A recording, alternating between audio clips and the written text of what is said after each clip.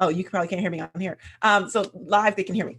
Super excited to have everyone here with us and on and live. We are aiming to promote and support 100 Black women in business. So we have a good amount of women that are going to be jumping in and out of our conversation today. So far, so good. Super excited. So you guys go ahead, everyone here. I'm going to go through and have some of you introduce yourselves. If you are ready to introduce yourself, go ahead and put yourself on camera. If you are able to hop on and show your face, let me know. Go ahead and pull yourself in, introduce yourself. If you can hop on camera. Kathy's here. Awesome. All right, so we're going to go ahead and switch this over. Just give me 2 seconds here, Kathy.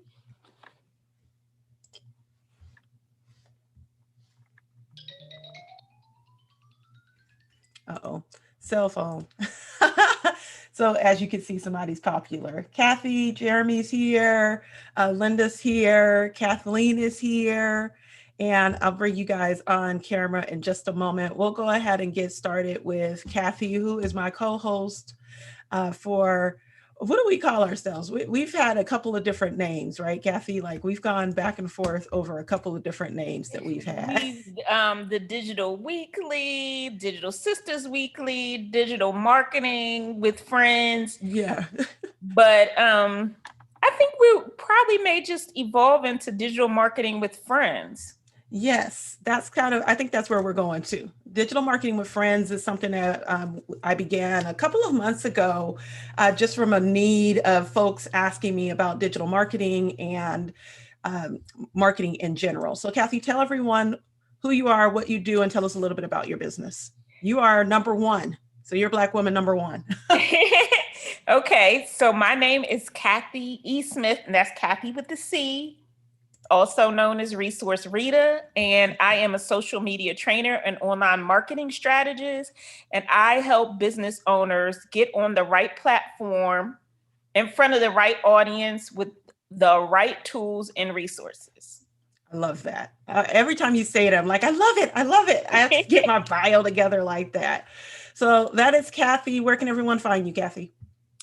Everyone can find me on all platforms as Kathy E. Smith, Washington, D.C. metro area. And that's all major platforms: YouTube, LinkedIn, Pinterest, you name it, Twitter.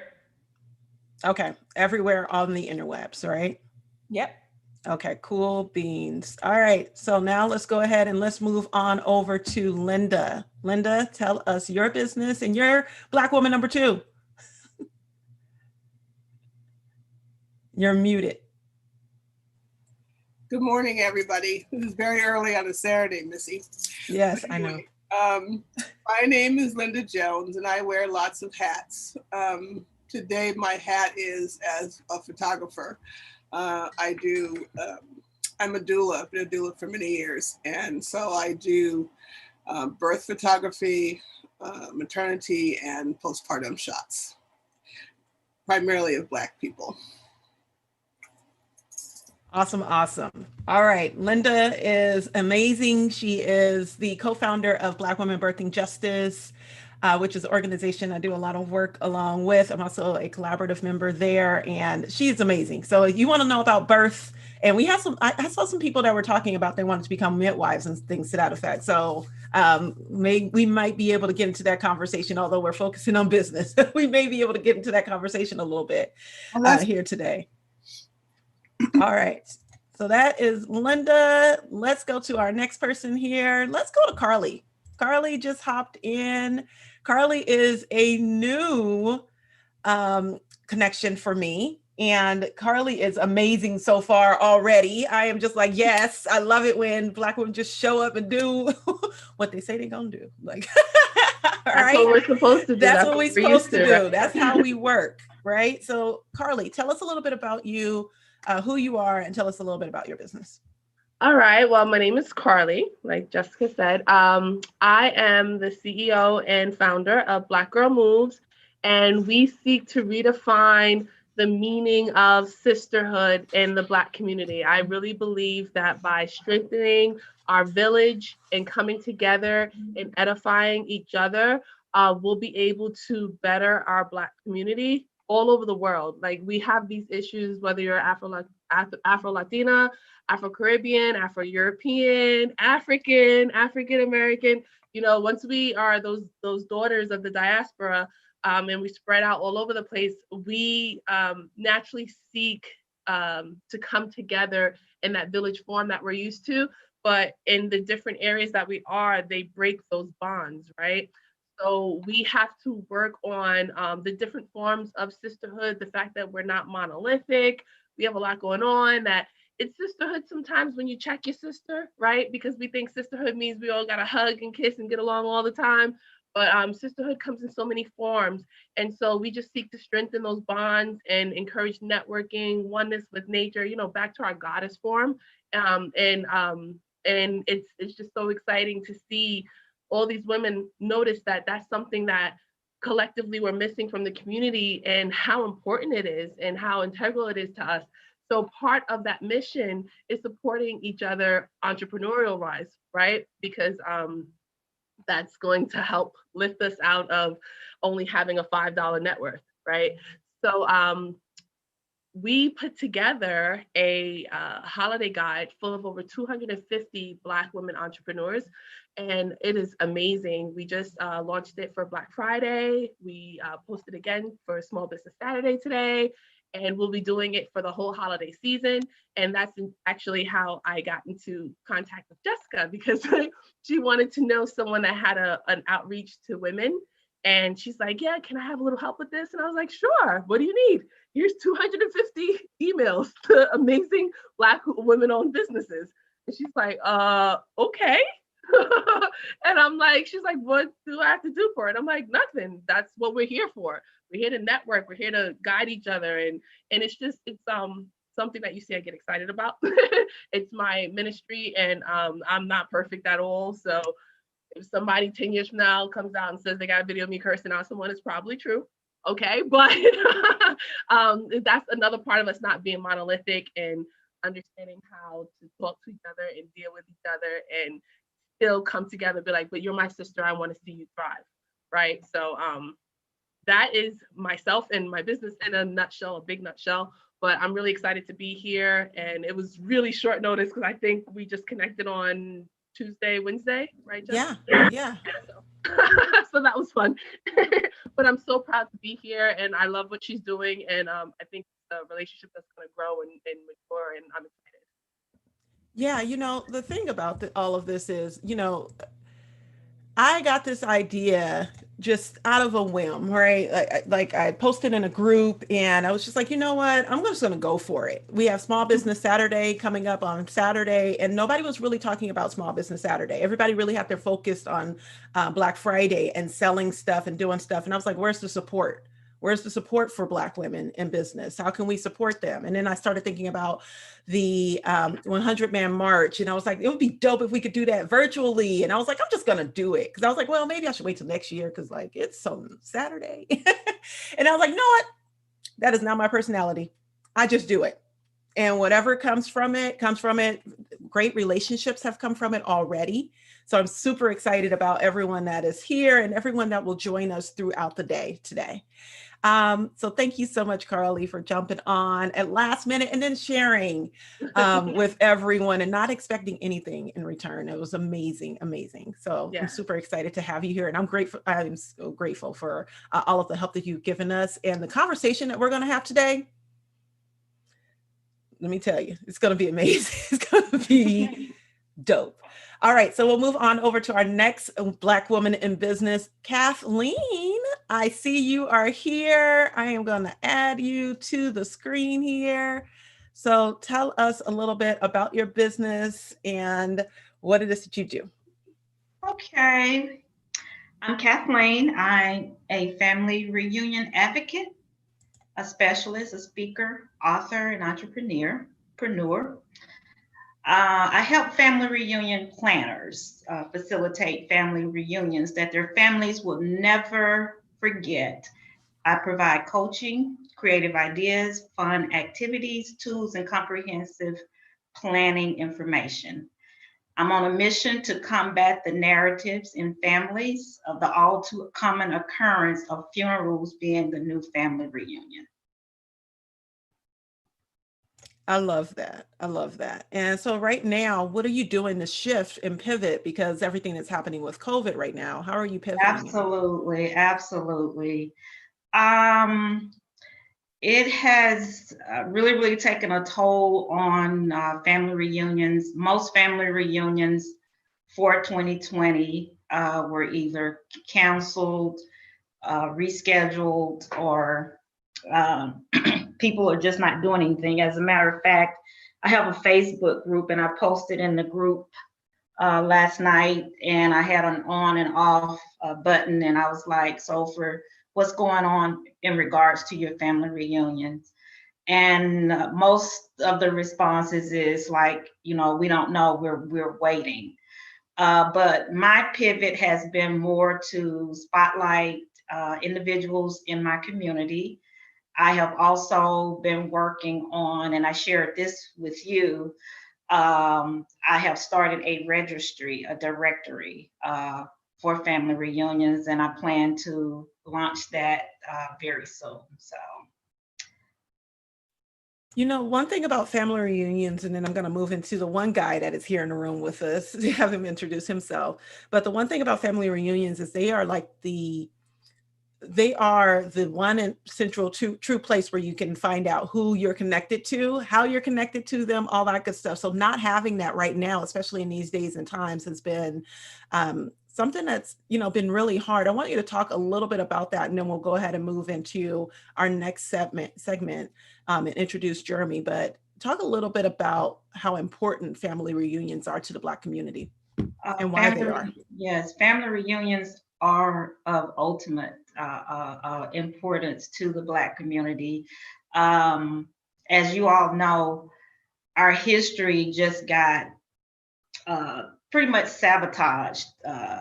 And oftentimes in the Black community, we hit a brick wall when we're researching our family history and going back, because we, at one point in time, we weren't even counted in the census. And oftentimes, some people have been able to get past the brick wall. In my own personal experience, I haven't. So I'm working to get the help of a certified genealogist to see if we can go back a little bit further myself. But they are very, very important. The family was, that central nucleus at one time. For my family, personally, being from the South, and our family originated in Alabama, and my family began to migrate. When I was younger, I knew my family. And my grandfather, he had this thing where we knew our family. Every Sunday we went to all my uncles' houses, my aunts, my uncles, and so we knew everybody. But as time went on, my family began to migrate, and it became a time when it got to the point where I was meeting people for the first time, or people or family members who I hadn't seen in years, at funerals. And it was at one of my great uncle's funeral that I decided, hey, this has got to stop. And so I actually started the family reunions, and this year would have been our 20th family reunion. However, COVID, came in and put all of that on the back burner. So we were planning a big grand shindig this year for celebrating 20 years. And so it's been difficult. It really has. It's been very difficult. We'll get into a little bit more of that later on, but I want Jeremy to introduce himself. I mean, this is a difficult segue, but I'm going to segue because I'm going to come back to it in a little while, because I feel like we can go real deep on that real quick. Okay. Yeah, so, but I am going to bring it back up again in the conversation and we'll go back through it. So Jeremy, can you introduce yourself and tell us, we have a guy here. Yay, Good morning, good Jeremy. morning. Yay. You all hear me? Yes. All right, great. Well, I want to say, first of all, thank you all for allowing me to grace you all's presence. It's amazing to be amongst Black queens and actually support you all. So my name is Jeremy Wade. I am your favorite sensei with the wordplay. I am a micro content strategist. What I do is I help businesses create brand identity using less words for more impact. By that, I mean, I use that impact to obtain, retain, and then convert attention into profitable businesses and help them scale into a brand model that will launch them and help them build their skyscraper, their brand skyscraper. I just recently launched a new ebook entitled Best Captions Win, and that helps you turn your favorite captions into a profitable ebook. I am a digital publisher. I published 5 ebooks in the span of using a micro content context, which means I basically help merge the gap between generations to help that short attention span turn that into value, where so many millennials or baby boomers or generation X and Z aren't using those shortcuts afforded to us by technology, and they're able and willing to put in the hard work. So I'm here on behalf of Jessica, but also on behalf of the Black queens across the nation that are just doing amazing things as we see the surge in entrepreneurs and queens. So I salute all of you all today and say thank you for allowing me to grace you all with your presence. Isn't he just such a sweet pea? I feel so old saying that, but he really is. He's a really sweet guy. So I met Jeremy through Julia. Shout out to Julia CEO at New magazine. That's her name, the name of her business. So we met, and he writes captions, as he said. He does a lot of good writing, just writing, period. And I was like, I need a writer. I need someone to help me write these descriptions out, help me put my voice into written format. I can do a video, I can do a podcast all day long. But when it comes to written format, I am just like, miss me with that one. I need help. So with that, Jeremy came in to save the day, and he has been amazing so far. So you guys definitely connect with him. And Jeremy, what is your website? Do you have a website, or should people just hit you up on Instagram? So, for the most part, please just hit me up on Instagram. I like that that interaction and that engagement. I've actually found a new business model where I interact with people on Instagram so that I get their real-time engagement, and then we kind of transition into a business model where we can consult face-to-face. What's your Instagram handle? My Instagram is ITZ Progress J. I'll put it in the chat for you. Okay, cool. Yeah. Awesome. So we have a segment coming up here soon where we're going to talk to Sequette Clark. So as soon as she enters the room, we'll migrate back right into that. But I want to pose a question to everyone who is here. What is it that Black women need in business right now? That can be you speaking about yourself, or just what you see out here in these digital streets or in the physical streets, right? Like, what do you feel like Black women need right now in business?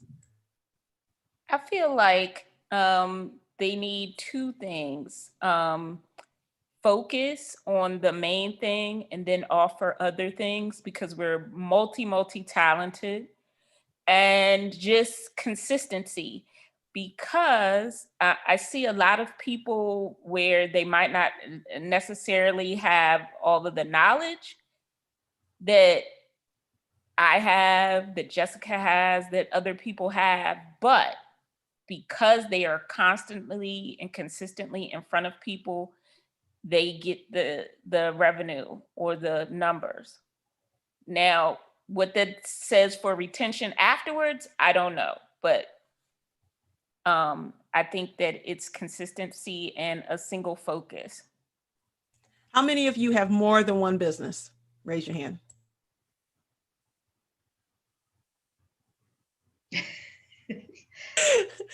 Kathy, you kind of do too. You kind of have to. Yeah, I kind of do. Kind of do. What I see a lot, I think, in the sphere especially when I speak to Black women, is that we are doing multiple things. We are not just doing one business. We have a business, we have a ministry, we have a community outreach, we have a we got a nonprofit, we in somebody else's business. You know, we have so many different things that are going on that we try to juggle and that we try to navigate. So the next question is going to move into, how do you navigate it all? Those of you that have a couple of different businesses, you're in a couple of different spaces, how do you navigate it? I'm able to navigate that because I am just really, really blessed with a great team. And I think that's something that so many of us underestimate, how important it is to have a great team behind you. Black Girl Moves, we weren't started to make a lot of money. Of course, that's always a welcome caveat, but it's 12 of us. So we knew money is not the main focus of this, right? It's so that the business is self-sufficient and we carry out our mission. We actually even went back and forth between should we be a nonprofit, a B Corp, which is a benefit corporation, which operates similar to a nonprofit. You don't have the fiduciary responsibility to your stakeholders to always make a huge profit, right? So you do the wrong stuff. And then also just be what we are is an S Corp. So with those 12 women, we're all absolutely dope. Like I always like to surround myself with people that I feel are better than me, so that I always have to step it up, which I know I'm gonna do. And so my team, if I am not on something or not up to the task, my team is absolutely amazing to do that. One of the women on my team, she is the director of accounting of a Fortune 500 company. Another one is a Harvard grad with a neuroscience degree. Another one has about 7 different degrees in like math, accounting, science, and 2 project management degrees. So I don't have to worry about anything. Not everyone is blessed with a team like this, but you can if you step out of your range and stop looking at each other as competition. We're not competition. There's more than enough. That's a myth. There's more than enough for all of us to eat and eat very well. And so we have to go out there and help each other see that and build that team, build that village, you know, back to what I was saying before. And that's the only way that you're going to be able to do everything. I can't see any other way. My family is a village, so, and my friends are that village too. And now my business partners are too. So I don't know any other way to live. And I don't think anyone else can thrive unless they have that system. And I just want to piggyback off of that and give like a counter perspective. A lot of men that I grew up around always taught me it takes a village to raise a child. And so I definitely believe that you definitely have the ability to grow when you have your community, your close-knit coalition around you that enables you to basically take that next step of faith, because a lot of people allow restrictions and limitations to like not allow them to get outside their comfort zone. And so when you ultimately have a man, that's why I'm on this call, when you have a man stand along a Black woman and actually uplift their vision and work with them and be able to rewrite the narrative as we have so seen it played out in our society today, then you enable women to take roles of power like Kamala Harris, who is now the Vice President of the United States. So I love what you all are doing. And I think that when you create this coalition like this and continue to build, then men will respect how the power that we have, because we all come from women. And so when we take a step back and actually allow Black excellence and Black magic and Black queens to take that shine and be able to do so many certain things that they are capable of, then they'll truly flourish, and then men can learn some things from women. And that coming from a man. Right? I love it. I love hearing that. Carly, tell us a little bit more about how you found your team now, because I feel like the question will come up. That's amazing that you have that team. How did you find them? They find me. I'm blessed. Amazing people gravitate to me. Apparently I'm not shy. I'm not afraid to talk to people. So that helps. But the Harvard grad is my cousin. So she grew up like my sister, called my sister cousin. The director of accounting of a Fortune 500 is my best friend of 22 years. our CIO, who helped my vision for this guide come to life. Actually, everything she's helped come to life, from the website to everything. She is a friend that actually I met through Facebook. Facebook groups when it was like the Wild Wild West in like 2009 and everything. And through that, actually, I met about 4 other of my business partners. We've known each other for about 11 years, which started online and then grew from there, and then like friends of their friends. And the latest addition to the group, she was the last addition, the last missing piece. I found her actually where you found me, about 2 years ago, or almost 3 years ago. I remembered a post where she was posting her husband's artwork, and she said they do graphic designs and logos and all that stuff. And I thought that was awesome. So I bookmarked that.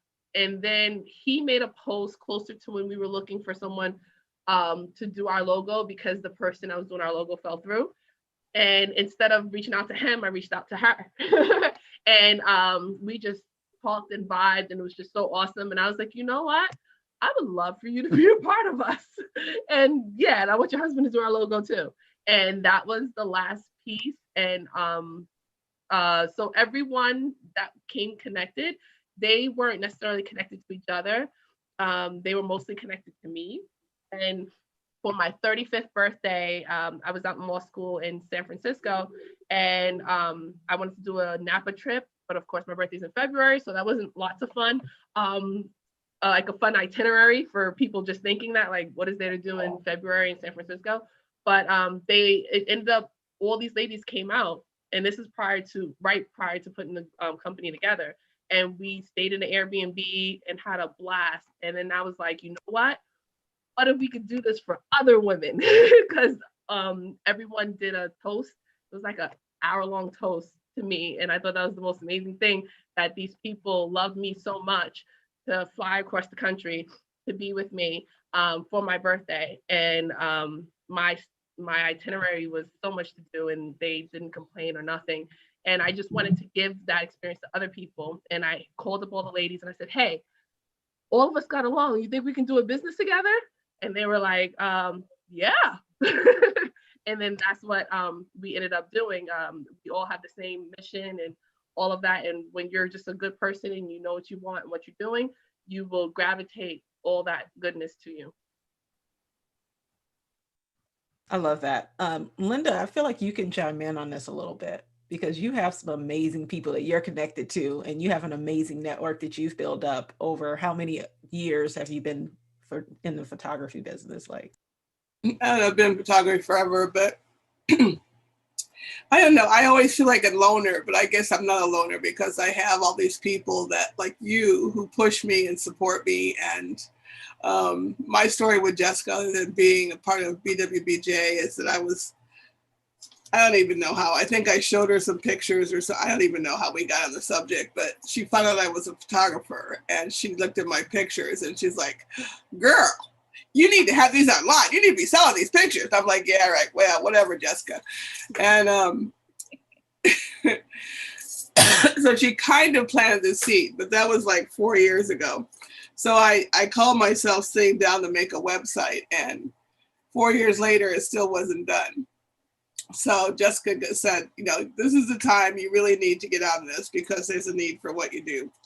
So after 4 years and 2 days, she got me a website. We made a website and got it up and going. And I told her I needed to have a doula with me to push the publish button, but she was my doula for my publishing the website. So I pushed the button and have gotten nothing but good feedback from it. So that's good.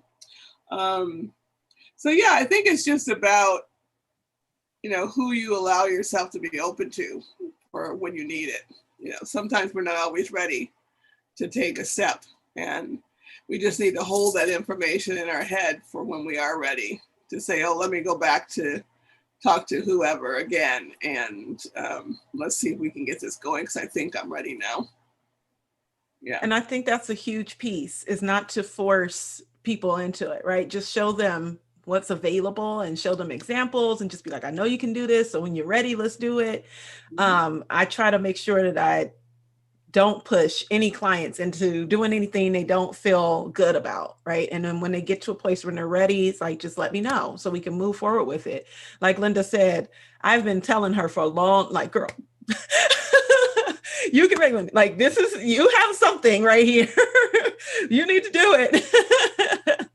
Yes, absolutely. So go ahead. I see your hard when you're doing something that's considered art, or something that you're doing that you're kind of putting yourself in there, and then you got to put it out for people to see and judge you and say, because I always look at it and go, like, even when I told Jessica I was making the website, I was so sick of looking at those pictures. I was like, why am I even trying? These are horrible pictures.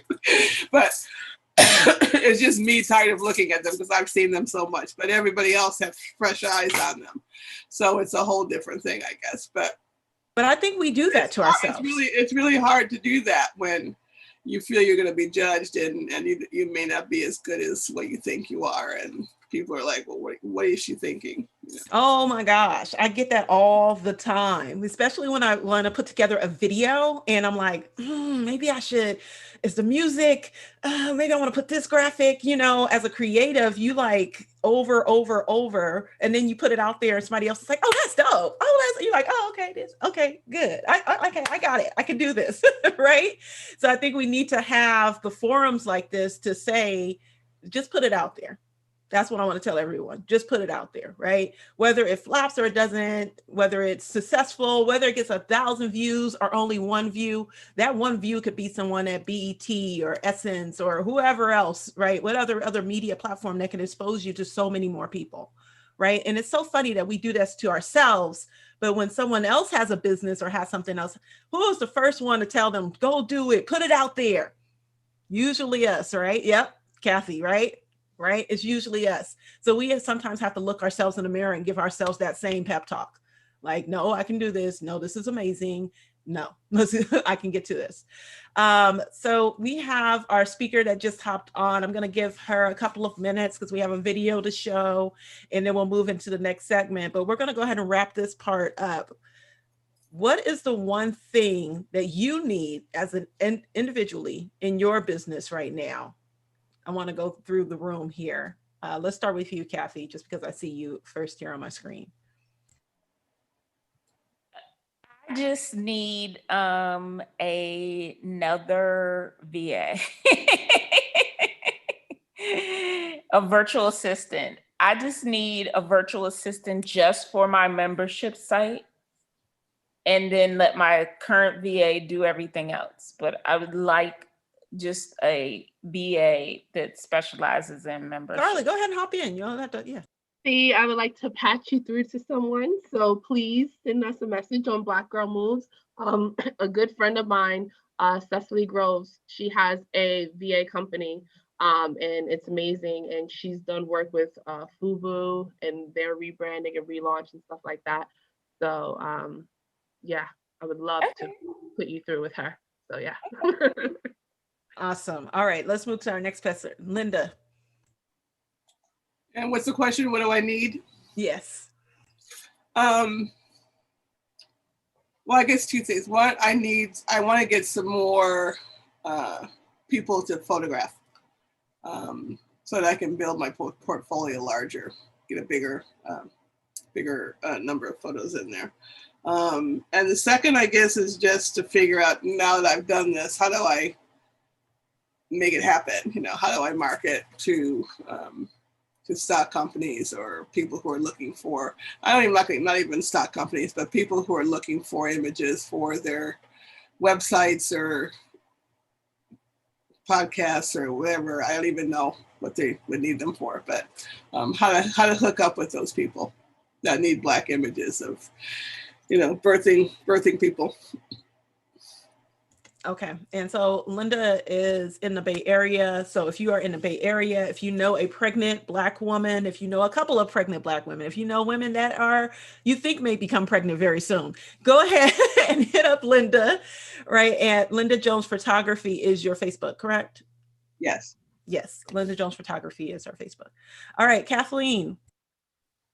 As you and I had this discussion a couple of weeks ago, I need a team. As I stated before, I'm the alpha. I was talking to a coach and I told him, I said, look, I said, right now I'm the alpha and omega of everything. And he said, if you don't get some help, you're going to be the end. So, yeah, because it's, you know, it's a lot. It's just me. And right now I'm doing everything. And so I need some help. I need some help with writing. And so I got somebody I'm going to connect with right now, Jeremy. So, just, you know, with writing descriptions and all that, and although I'm a pretty good doggone writer myself, but you gotta let go of some of that stuff. Yeah, I have to. And it's the hardest thing to let go. So we'll get into that a little bit later. Yeah. Yes, so hard to let go. Carly, you sound like you got a whole team behind you. So I don't know if you can. You can't relate. But that doesn't necessarily mean, you know, so I don't want to answer the question for you. So I'm going to ask you the question. No, because I understand the importance of a team. So for you to even say you need one, that shows that that's a big step. Trust me. I have help all the time because I'm blessed with that. It's still hard for me to even turn to them and ask them to help me. So you got it, Kathy. Don't even worry about that. You did the hardest part. What we do need though is we just need more women to be open to what we present, open to trying new things. I think a lot of times that because we have to be so strong in this world, we make ourselves guarded, not just to love, but to friendship, you know, and to opportunities and risk and all of that stuff. So we just need a lot more Black women to believe in themselves and to believe in each other, so that things like the company that we have and other companies like it and any kind of endeavors we're doing can thrive, because we know the power of a Black woman. So imagine when we earn all that power internally, you know, we're really going to thrive. So that's what we need. And that's amazing that you say that. So I played soccer for the U.S. I was fortunate enough to represent the United States in the 2012 Paralympic Games, and so soccer has been something all my life that I played with, and I've been introduced to different cultures, and most of my past relationships have been outside of my culture, and that's because I've traveled to more countries than states playing the game that I love. So being able that you say that, coming back to the States after I got injured, now pursuing my graduate degree, I'm seeing the power of Black women and how they're molding and shaping our culture and taking those forms of leadership and being able to work with Black women that have intellect that literally humbles me. And I think that that's what's so powerful, because when a Black man that knows is confident in himself to be able to put his ego and pride to the side, to let a woman actually be that strong sense of his backbone or his heart or his mind, then he'll ultimately have that room to be vulnerable. Because I grew up around a lot of strong Black men, and I have epilepsy and cerebral palsy.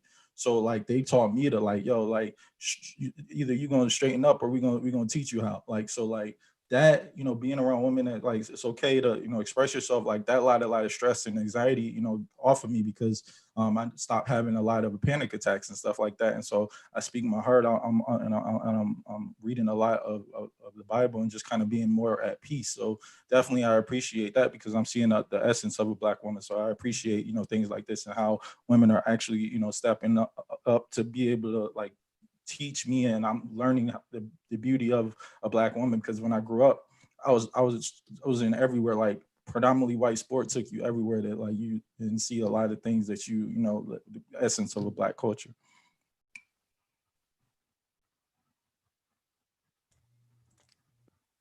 Thank you so much for sharing that, Jeremy. That is amazing. Good gracious. You've done a lot in your little short time here, bruh.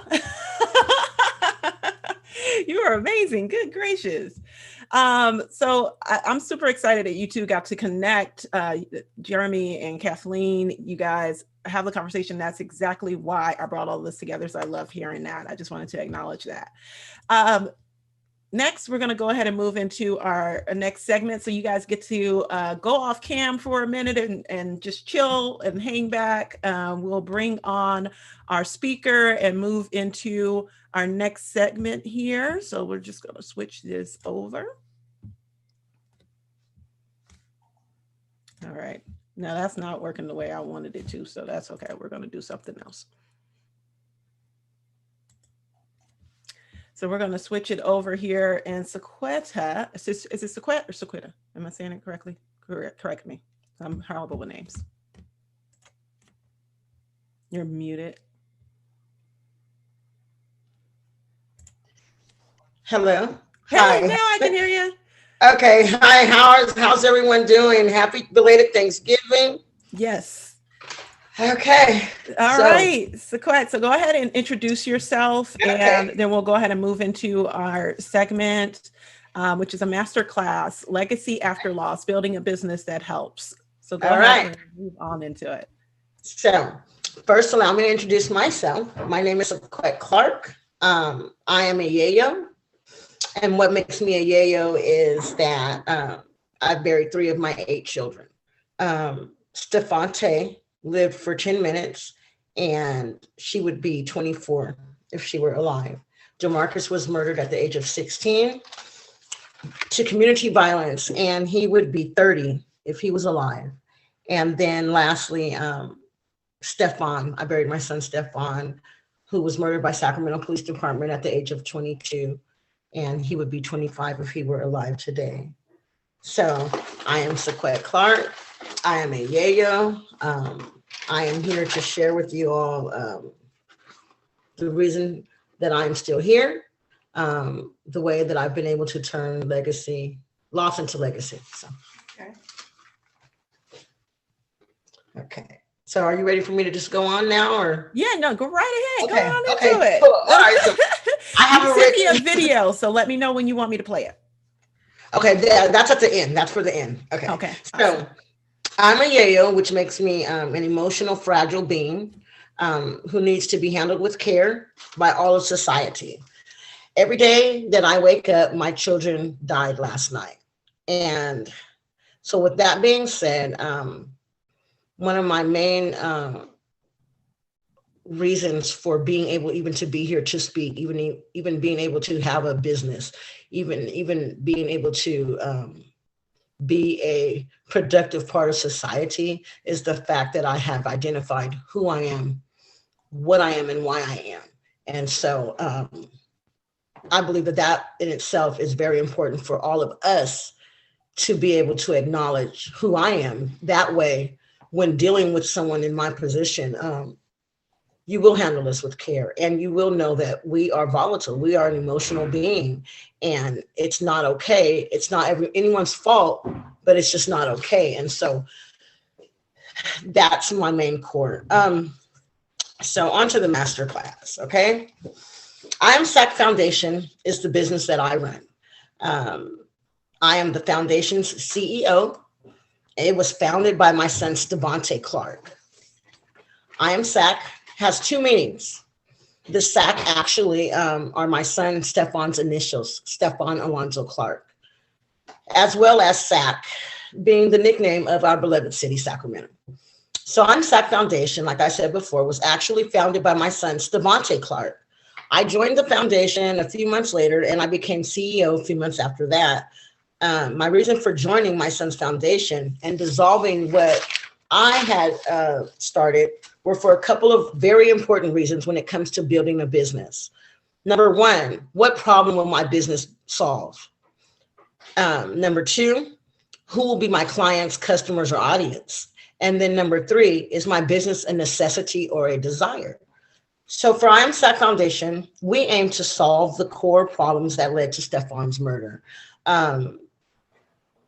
So Stefan was running he was running from someone chasing him. However, I don't want to go into the details of that, but what led him to be in my mother's backyard that night, knocking on the window to get in, was that he was going through domestic issues at home with his baby mom. He didn't have his own place. They had a place together, so he wasn't stable. He wasn't financially stable or self-sufficient, on his own. They were a joint. And so when they began having problems, he has to go back home, and he was at my mother's. And so my mother and him being old, they don't give out the key. They just open up the garage to let the kids in. So the kids, if it's after hours, they knock on the back window and then they pop the garage. That's how they get in. And so if we could have changed that, right?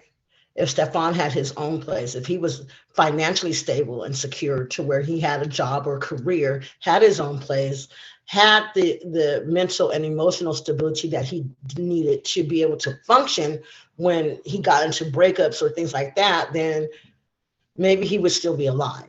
And so, yes, those two officers, Robinette and Mercadale, they killed him. Don't get me wrong. However, what do we need to do as a community to prevent him from even being in that situation? And so that's what we provide. That's the solution that we're providing here at I Am SAC. We will provide resources 24 hours a day to Sacramento's underrepresented, underserved, underdeveloped, at-risk communities by providing resources, education, and a network. And number two, our clients will be those from the underserved and at-risk communities, period. They'll be your brother, your cousin, your sister, your auntie, your grandma, if she still needs something, and we'll be open 24 hours a day. That way, you don't have to knock on grandma's back window, because you can go somewhere and get your mind right and come up with an actionable item to solve your problems at hand. And so that's what that's who our audience will be. So number three, our foundation is a necessity, because with the education, resources, and network we provide, we will save lives by helping our communities build their foundation for life, mentally, emotionally, and financially. So I encourage anyone building a business, starting a business, make sure that you have at least those three questions answered. And I believe we're a necessity, and there's nothing wrong with having a business that it's a desire, because I'll go buy a purse from anywhere, and those are my desires. A good bag, you know what I mean? A good hairdo. Those are desires, right? Yes. But they are things that we want, and so a good business can also be of a desire. Ours just happens to be for a necessity. And I'd like to share our mission with you all. So this is our mission. Oops. Okay. I Am SAC is a movement unified by social, transformative, and restorative justice. Our ultimate goal is to establish Stefan's House, a resource center dedicated to the life and ongoing legacy of Stefan Clark. We empower Sacramento's underrepresented, underserved, underdeveloped, at-risk community by providing resources, education, and a network.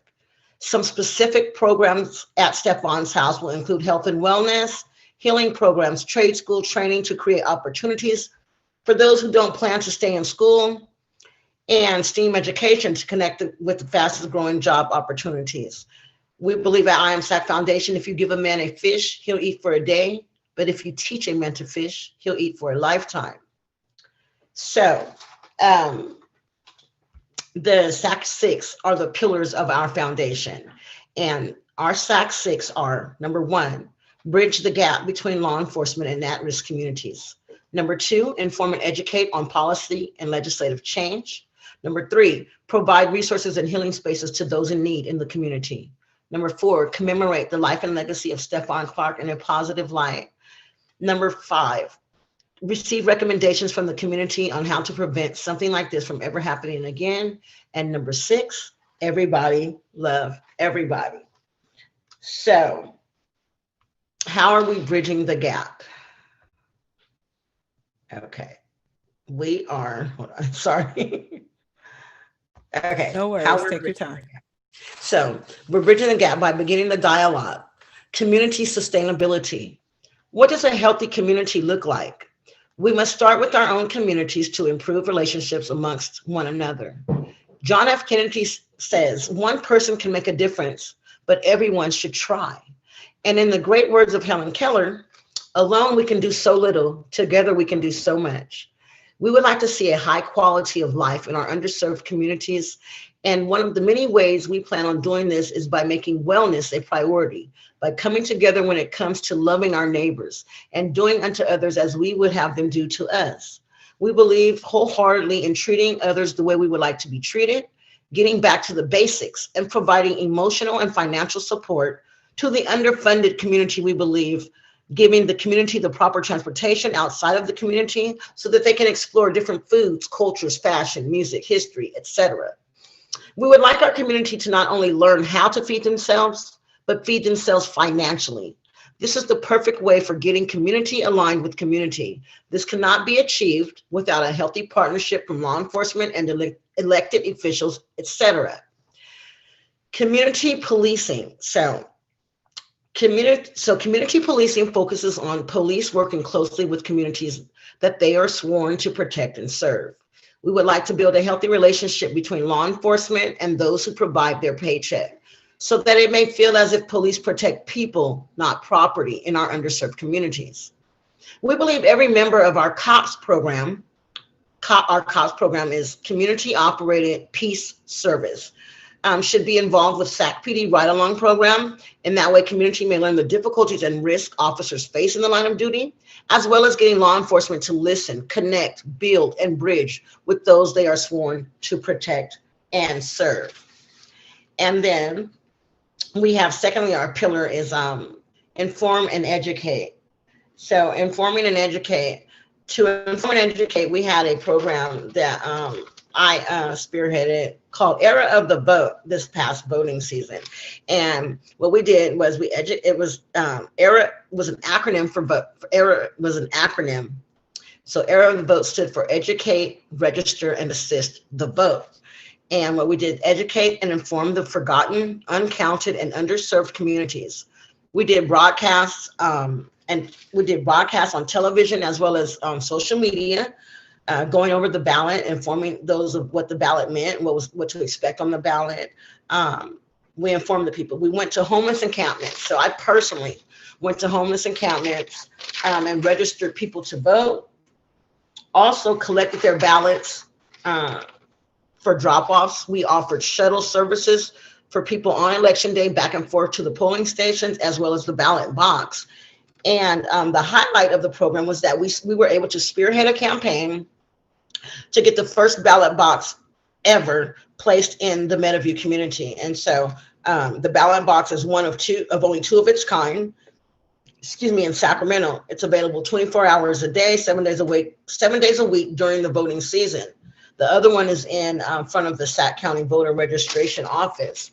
So we partnered with Margaret Fortune, who is the CEO and founder of the Fortune Schools, as well as Tacoy Porter College Prep School, National Action Network, and the Sacramento County Office of Voter and Registration. So next year and every year, the box will be available to those in the Meadowview community. So we're very proud of that achievement. So next on our pillar, on our SAC 6, is provide resources and healing spaces to those in the community. So right now,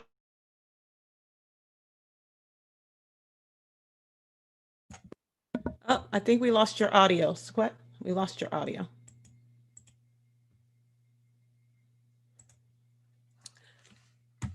Okay, so we can't hear Squat, and she probably can't hear us right now. So we'll go ahead and we will add her back on as soon as her audio comes back into play. Don't you just love Zoom, right? I hate it. Yeah. All right, you're back now. Go okay, where did I sign out at? And where did I? You were going into another piece where you were talking about you. First and foremost, let me just address something real quick. Okay. You have so much going on. You have a lot going on, and I want to, if you don't mind, I want to transition a little bit. I want to ask you a couple of questions. Okay. How do you, because you missed a little bit of that part, but I want to hear from you how you navigate and how you manage everything that you have going on. What are some tips? And then move your camera down just a little bit so we can see your face fully. There we go. Okay. How do you navigate everything? How are you doing all now, this? I'm gonna tell you, my most powerful tool is my whiteboard. So on my whiteboard, I'm able to have categories that I have. So in priority. And after a meeting with a very smart lady, I've narrowed that down to 3. And so I will only be speaking about 3 today, but I did narrow that. I was able to narrow that down with the advice, like I said, of a very smart lady. And so I have 3 categories on my whiteboard, okay? And then What are your categories? Because we didn't get to chat again after you selected these categories. So I want to hear what these my categories are my yayo group, the healing space, which is the broadcast, and the group. So number 1 is the yayos. Okay. That's number 1, first and foremost for me. Number 2 will be my COPS initiative.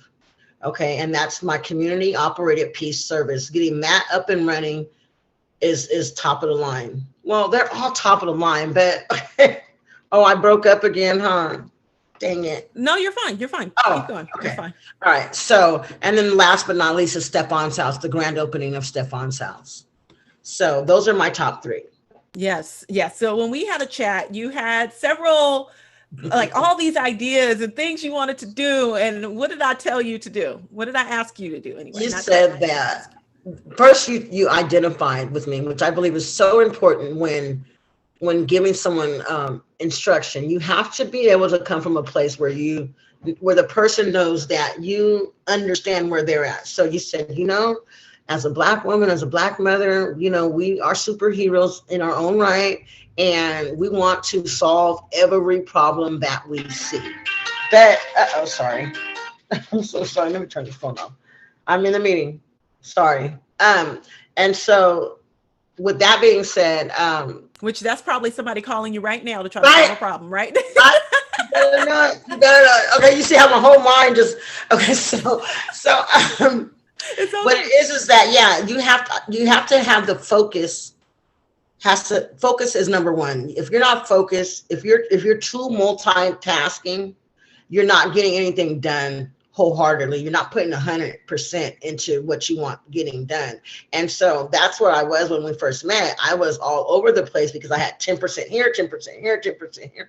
I was just like that. And so now I'm working at 33 here, 33 here. Which is still a lot, but I know that we need that.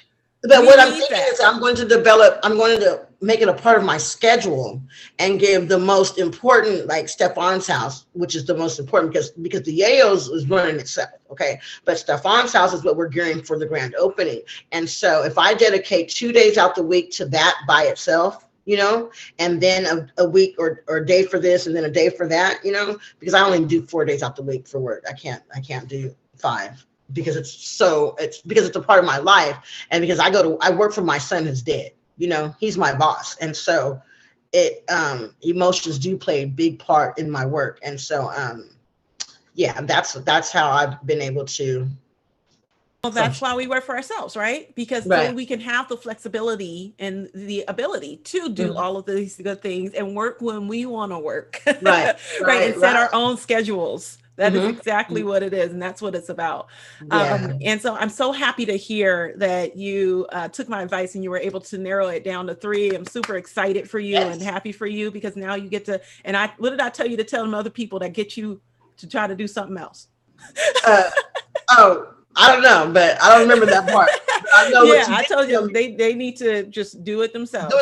So here's the thing. After our meeting, I sent an email out to my board members and let them know that they need, I forwarded your email to me. Okay. So number 1, they had to pick their top 3. Number 2, they had to watch the entire video of the recording of us. Number 3, they had to do the personality test, which by the way, I'm a campaigner. Okay. I am too.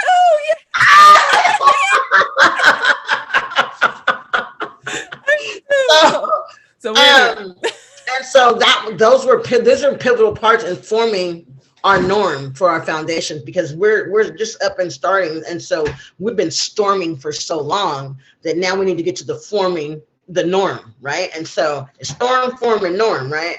And so what did I tell you about speaking as well? What do you need to do? I would love to speak. My fee is Thank you. Yes.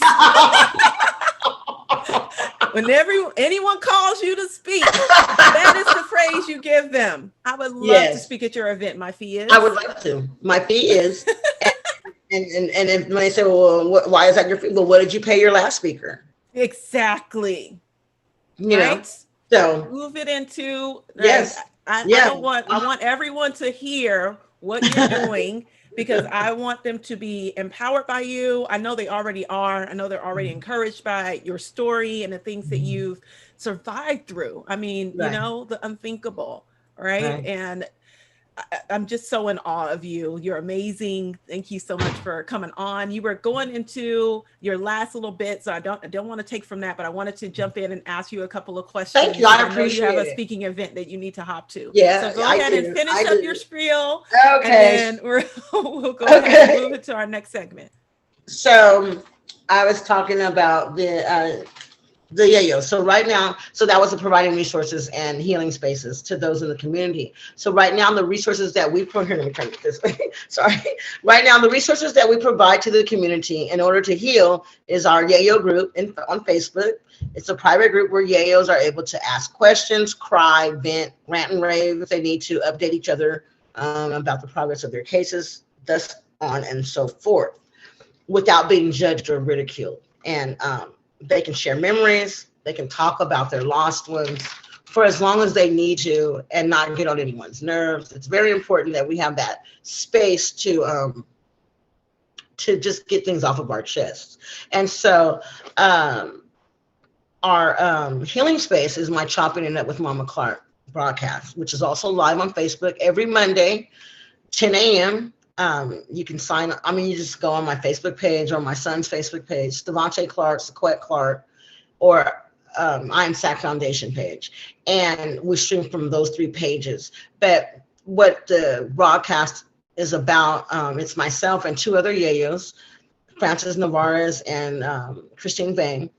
It's a healing session dealing with grieving properly and learning how to live with grief.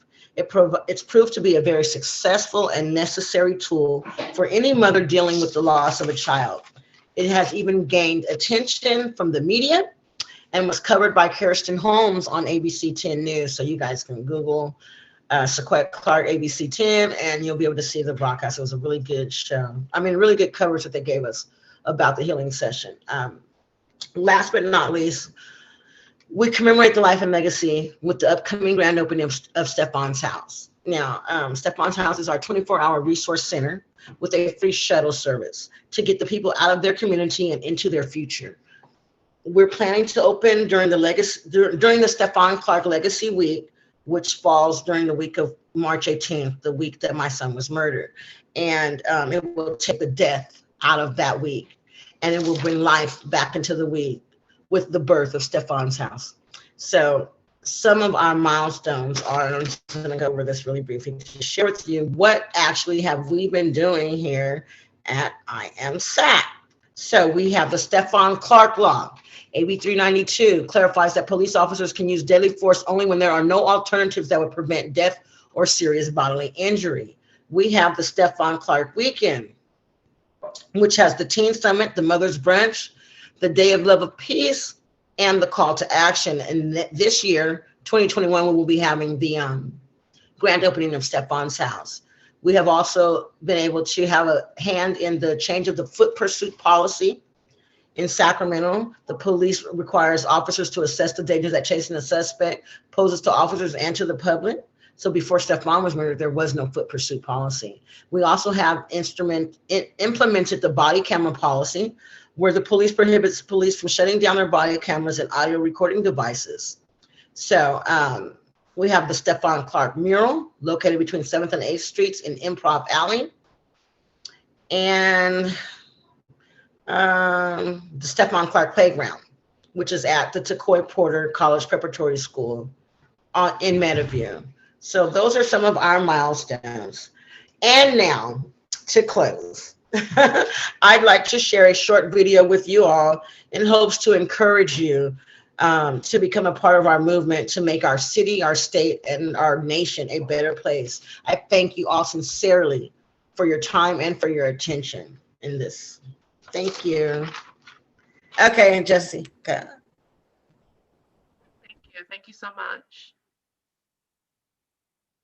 So before we move into, or actually we'll move into the video, and then we'll have everyone ask questions if you have any questions for Sequette. And if you don't, we'll move into just general overall business. But I'm gonna go ahead and play the video. Hopefully you all can hear this. Please let me know if you cannot, and I will try to play it in a different way. So give me 2 seconds here and I'll get it started.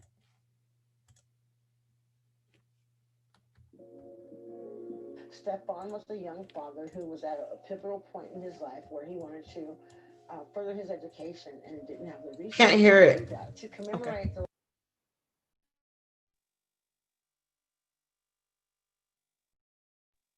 Thank you. Let me try it at the end. If you click share, optimize sound services. Okay. It should be at the sharing bottom. it through a third. I'm sharing it through a third party, and I thought I had the audio set up. So hold on 1 second.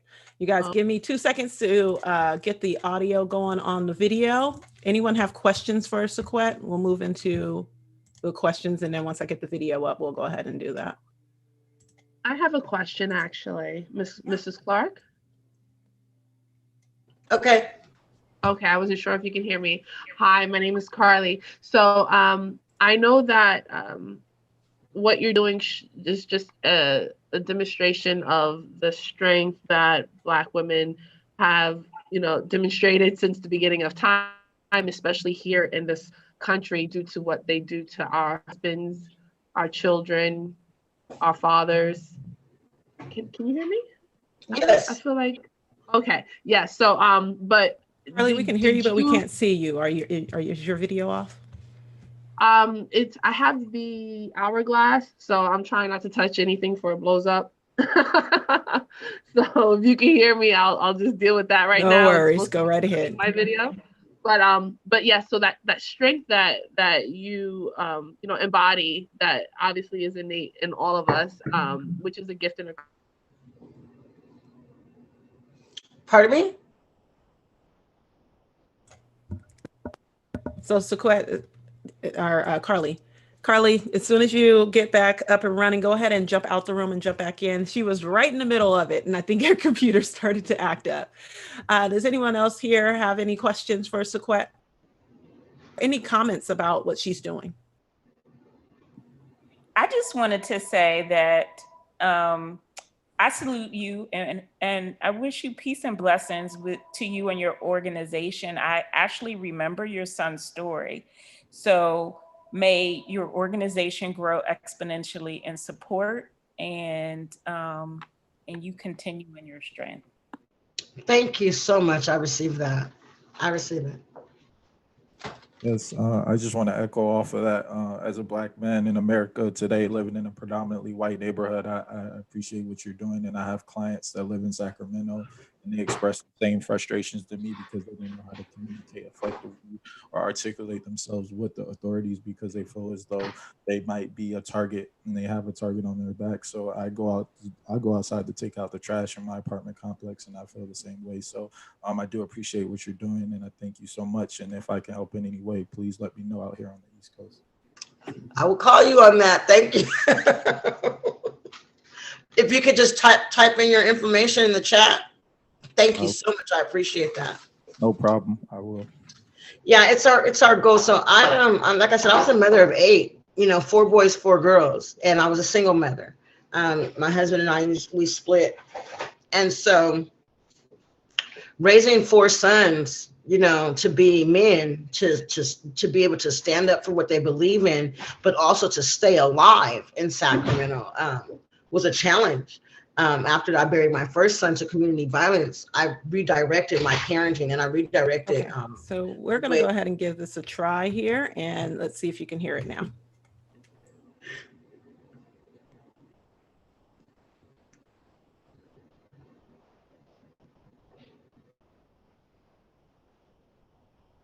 We don't hear anything.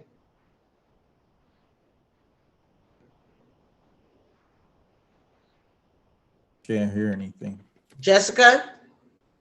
NFL, and we have the School of Promise Project. They sponsor a father of our choice to receive a $5,000 I scholarship can hear a in little order bit. to obtain trade school or further their education. So at Stefan's house, what we'll do is we'll teach the kids how to fish so that they can eat for the rest of their lives. What that means is teaching them a trade, getting them encouraged to learn something that they have not learned before in order to be able to provide for themselves and their families. For Stefan's house, what we hope to provide is a 24-hour resource center that will be open to anyone who needs help.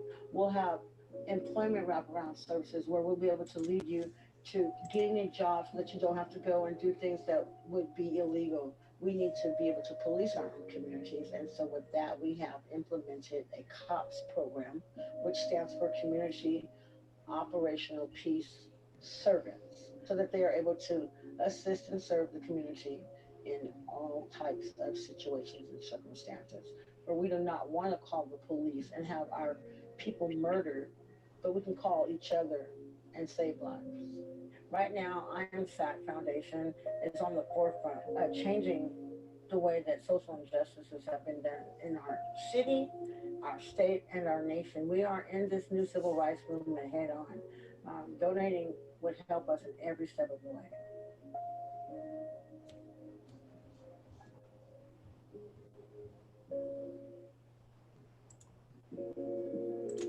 Stefan was a young father who was at a pivotal.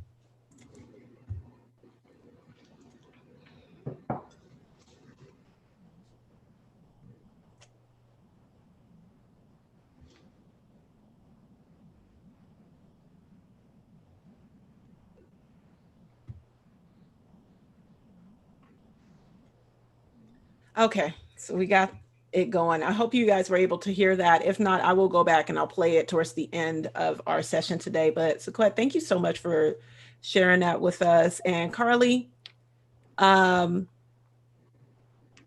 yes, absolutely. You sure can. So go ahead and request it. Carly, can you hear me? Yes, Okay. I hear you. Okay, all right. I'm going to bring you on. I'm going to hide myself so you can ask your question.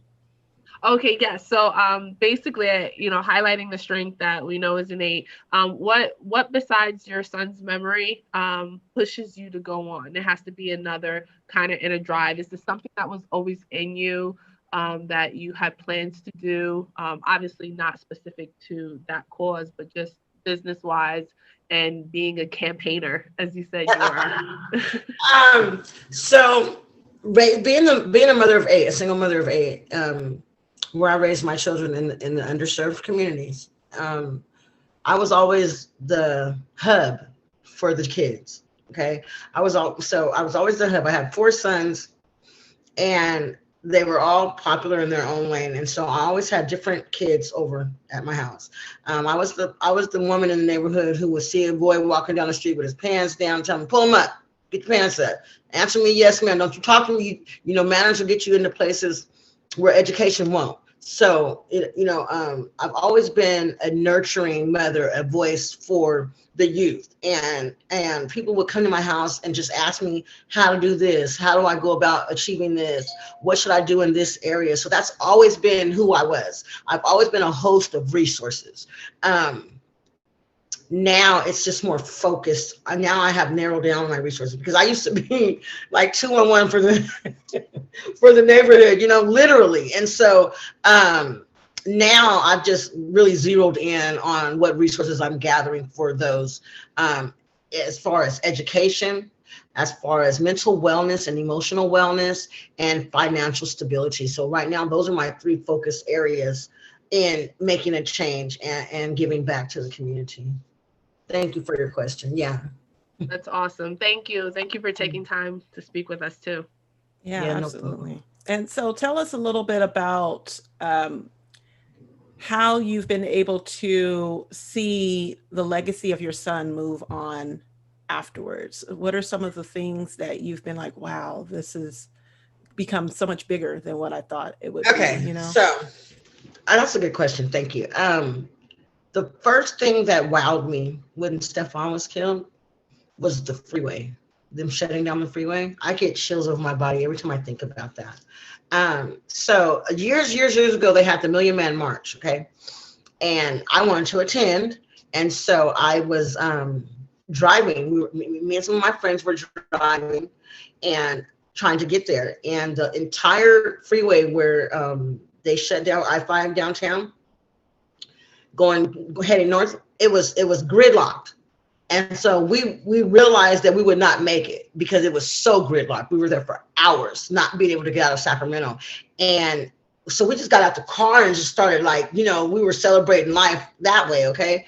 So when I seen those kids shut down I-5, let me tell you, I was like, this is for my baby.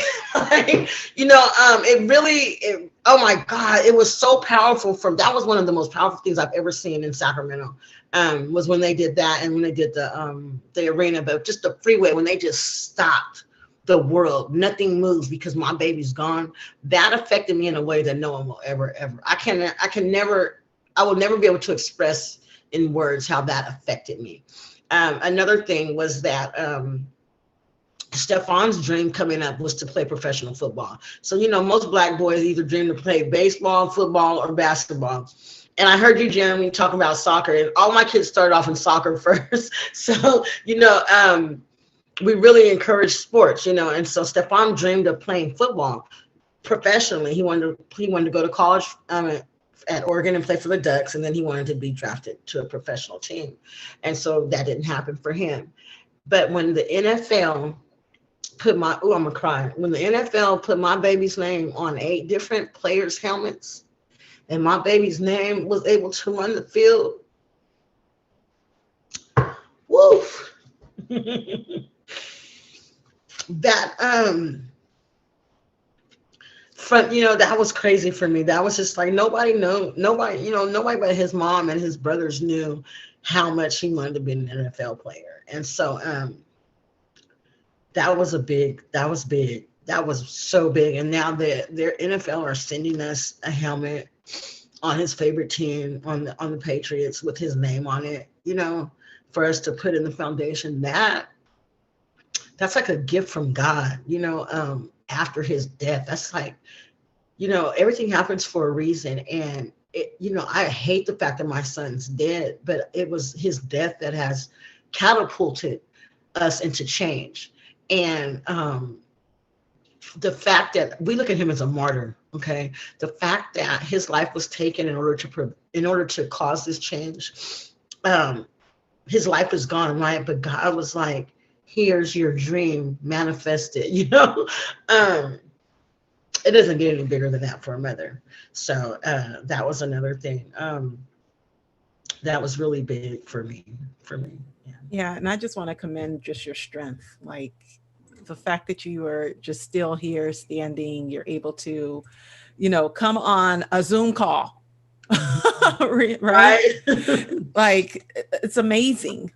The strength that you have and the perseverance to just keep going and then want to impact the lives of other people, right? You know, it's because what I went through was almost killed me. I tried suicide. It literally almost killed me. But God prevented that because he knew what my future held and how it would impact his other women, his other mothers. And I count it an honor, you know. I'm sorry. No, it's okay. It's okay. Just seeing your value is just amazing. And I know that your one of your team members is here. Jessica, I just wanted to say, I want to dovetail on that just before you said I was going to say the same thing.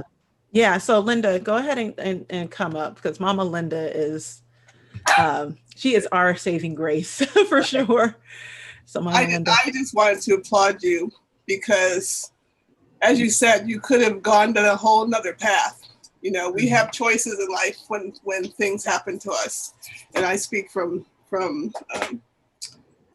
personal experiences. I haven't lost a child, but, you know, I had bad things happen to me as a teenager. And I had a choice. I could have ended up on a pole, or I could have just said, no, that's not what life has in store for me. Right. And luckily I had people around me who were strong and didn't judge me and took care of me.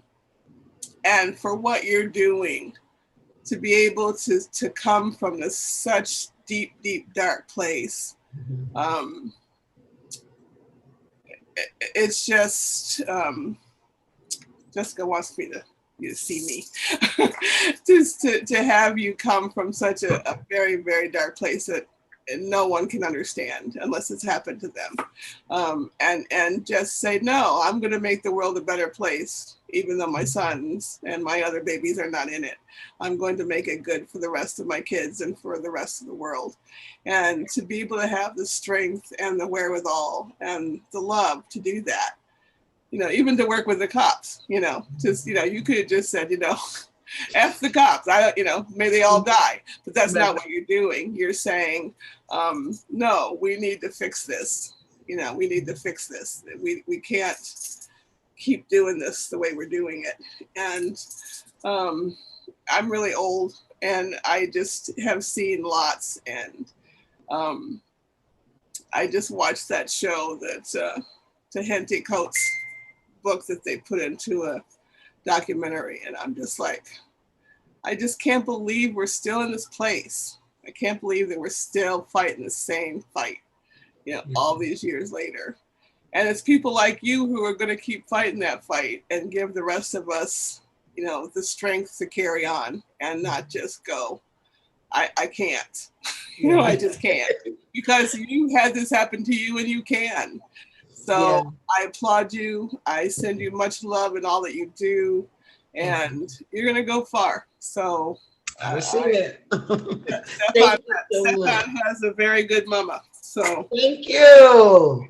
An amazing mom, right? Thank you. And that's why I wanted to bring you on, Sequette. And I was so happy that we were able to chat beforehand, because, you know, this is a deep conversation. It is a conversation of, you know, some folks might even be like, well, why did I went there because we're talking about Black women. And these are the things that happen behind the scenes for Black women that we don't talk about, right? We not only have to navigate having to get the clients, do the promotion, you know, everything. We also have to navigate what's happening behind the scenes, right? Our relatives, you know, our family dynamic, things that are happening in the street, the racism that we are going through and that we're experiencing. We're going up against all of it, right? So I wanted to make sure that we touched on some of the other things that we don't talk about as much, right? It's all great and dandy to talk about that person that's making $1 million, that person that's, you know, doing this or that. But we also need to talk about some of the things that we're experiencing on the back end, and how these women that are out here doing it, making it happen for other people, right? For others. Her business is all about helping other people. So any last thoughts, Sequette? I'm just, I wish we could really go deep into it, but I know you have another event to get to, and I don't want to hold you any longer. I just, you know, I think that, you know, there's a saying, each one teach one, but I like to say each one reach one, you know. So this, you enabled me to reach the people on this platform, so that they in turn will be able to reach out, and it becomes a tree, a branch, it becomes a connection, a network, you know, and that's what's important. And that's how we obtain true change. It's through every little event that really gets us to that one big event. So one day before we know it, we're going to have the change that we desire. And it's with each incident. It's with keeping one mother calm when her child is killed. It's with telling one other young man who's at crossroads in his life, do I go and get a bag to sell drugs for the community, or do I go to Stefan's house and try to get hooked up with some resources, or get in school, or get a job? You know, it's these little events that create the big picture. And so I just want to encourage everyone to reach at least one person a day, one person a week, one person a month. Reach out, and that's how we get our change that we desire. Yeah, I must add that to that, Sequette. been so amazing. Honestly, I can't even the past whatever month I've been working with her. She is super, super like smart, intelligent, to the point, fighting, everything that we need from a Black woman right now, that we need to make a change for our kids and grandkids and generation to come. We're also going to build wealth too, not just, because when we live in a poverty, obviously all these things can happen into our neighborhood. But the power that we have as Black people or as Black women, we can change all that through businesses, through Stefan House. It's not just going to be Stefan's house. It's going to be in the future George Floyd House, Breonna Taylor House. So we have a big, big, big vision and dream to change what has been done to our people, our Black people, Black women, especially. We're the one who raised the men and the women. So we're going to, just so blessing to have Sequet, even though it is in these circumstances that she had to lose her son for her to fight for this.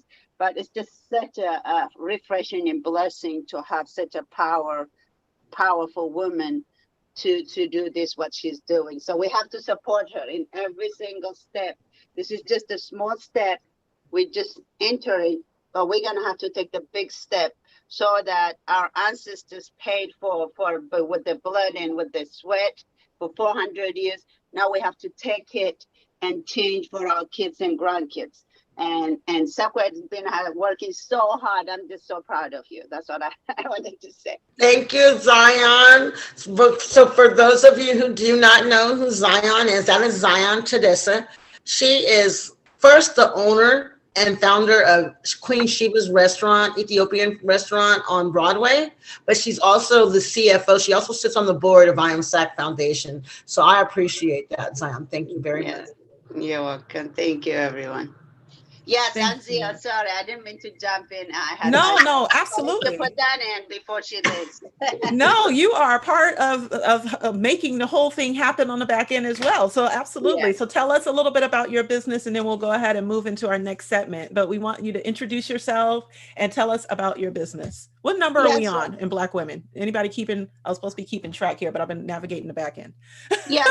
So I'm Zion, the owner of Queen Sheba restaurant. I've been doing selling Ethiopian food for the Sacramento community the past 15 years. I'm also on the board of I Am SAC Foundation. I'm also doing some cannabis. I'm involved in the cannabis equity programs. I'm also involved in the Sheba farms. I'm trying to grow teff, the gluten-free teff, for the first time in California. So I'm so much involved in businesses. So my profession is really first is business, and then everything else comes to it. So I met Stavante Sakwet's son 2 years ago. So we've been on it, even though I have a business and he's fighting for his brother. So we've been doing that for the past 2 years. So here we are right now. So I have like 4 projects, and we're working on AMSAC Foundation and AMSAC event. So there's so much we can do, but we're just gonna do it together. We have to unite first. There is so much money in the city for us to tap in. We're not taking it. Other community, the Asian, the Spanish, and all that community are eating it up, while we're not taking no money from the city that was supposed to be for our community. So I'm fighting for that every day too. So, me being in the business, I'm fighting with the politician at the same time, so we can get that money to build our community. So that's where I'm at right now. Zion, can you also share with them how you the award you just were awarded? Oh yeah. I was awarded for women who mean business from Business Journalist, Sacramento Business Journalist. So they're gonna award me December 4. My birthday is December 14, so I came into a good time. So they're awarding me. It's a blessing, but it's not about that award. It's just working for our community to better our community. This is the opportunity land we're sitting on. We have everything, the resource, the money, everything we need. We just have to jump on it and make it happen. That's what I'm at right now. Well, congratulations. That's what I want to say. Congratulations on that award. That is amazing. Thank you so much for joining us. And Sequet, Thank you. Thank Just you. thank you. Thank you for being here. And we'll be talking soon. Yes, thank you for having me, Jessica. Absolutely. And happy, like I said, happy belated Thanksgiving to everyone. Happy day, happy life. Okay. Yes. Happy 100 Black Women in Business Day, right? We're going to take it, right? We're going to claim this day as our own. So Sequette, make sure you drop all of your links and everything in the chat so that we can share them later on. And we are ready to go. All right. Okay, so let's go ahead and move into our next segment. We're going to be talking about directories. Linda, I'd like for you to talk a little bit about our directory, and I'll hop in on it. But we have a really special guest. Cindy Duke has joined us. So Cindy, go ahead and introduce yourself. We're not hopping into the segment just yet, but I want you to introduce yourself and tell us a little bit about who you are. And Carly, I'd like for you to speak about your directory as well. So Cindy, if you could, you're muted. If you could go ahead and hold on. There you go. I just unmuted myself. Hello, everyone. Happy Saturday. So yes, I'm Dr. Cindy Duke. I am an OBGYN, reproductive endocrinology and infertility specialist, also a PhD trained virologist, who is the founder of the Nevada Fertility Institute, which is a full service clinic and surgical facility located in Las Vegas, Nevada. I'm also a blogger, medical influencer, telemedicine expert, who over the course of my lifetime doing medicine, practicing, speaking, doing speaking engagements, including engaging the media, I was constantly hearing things like, well, whenever I bring up questions about diversity, specifically representing Black women in medicine, whenever I hear people talking about the poor maternal outcomes when it comes to Black women in the United States. And I was struck by how often, whenever you saw the experts speaking on that particular subject, the experts didn't look like me.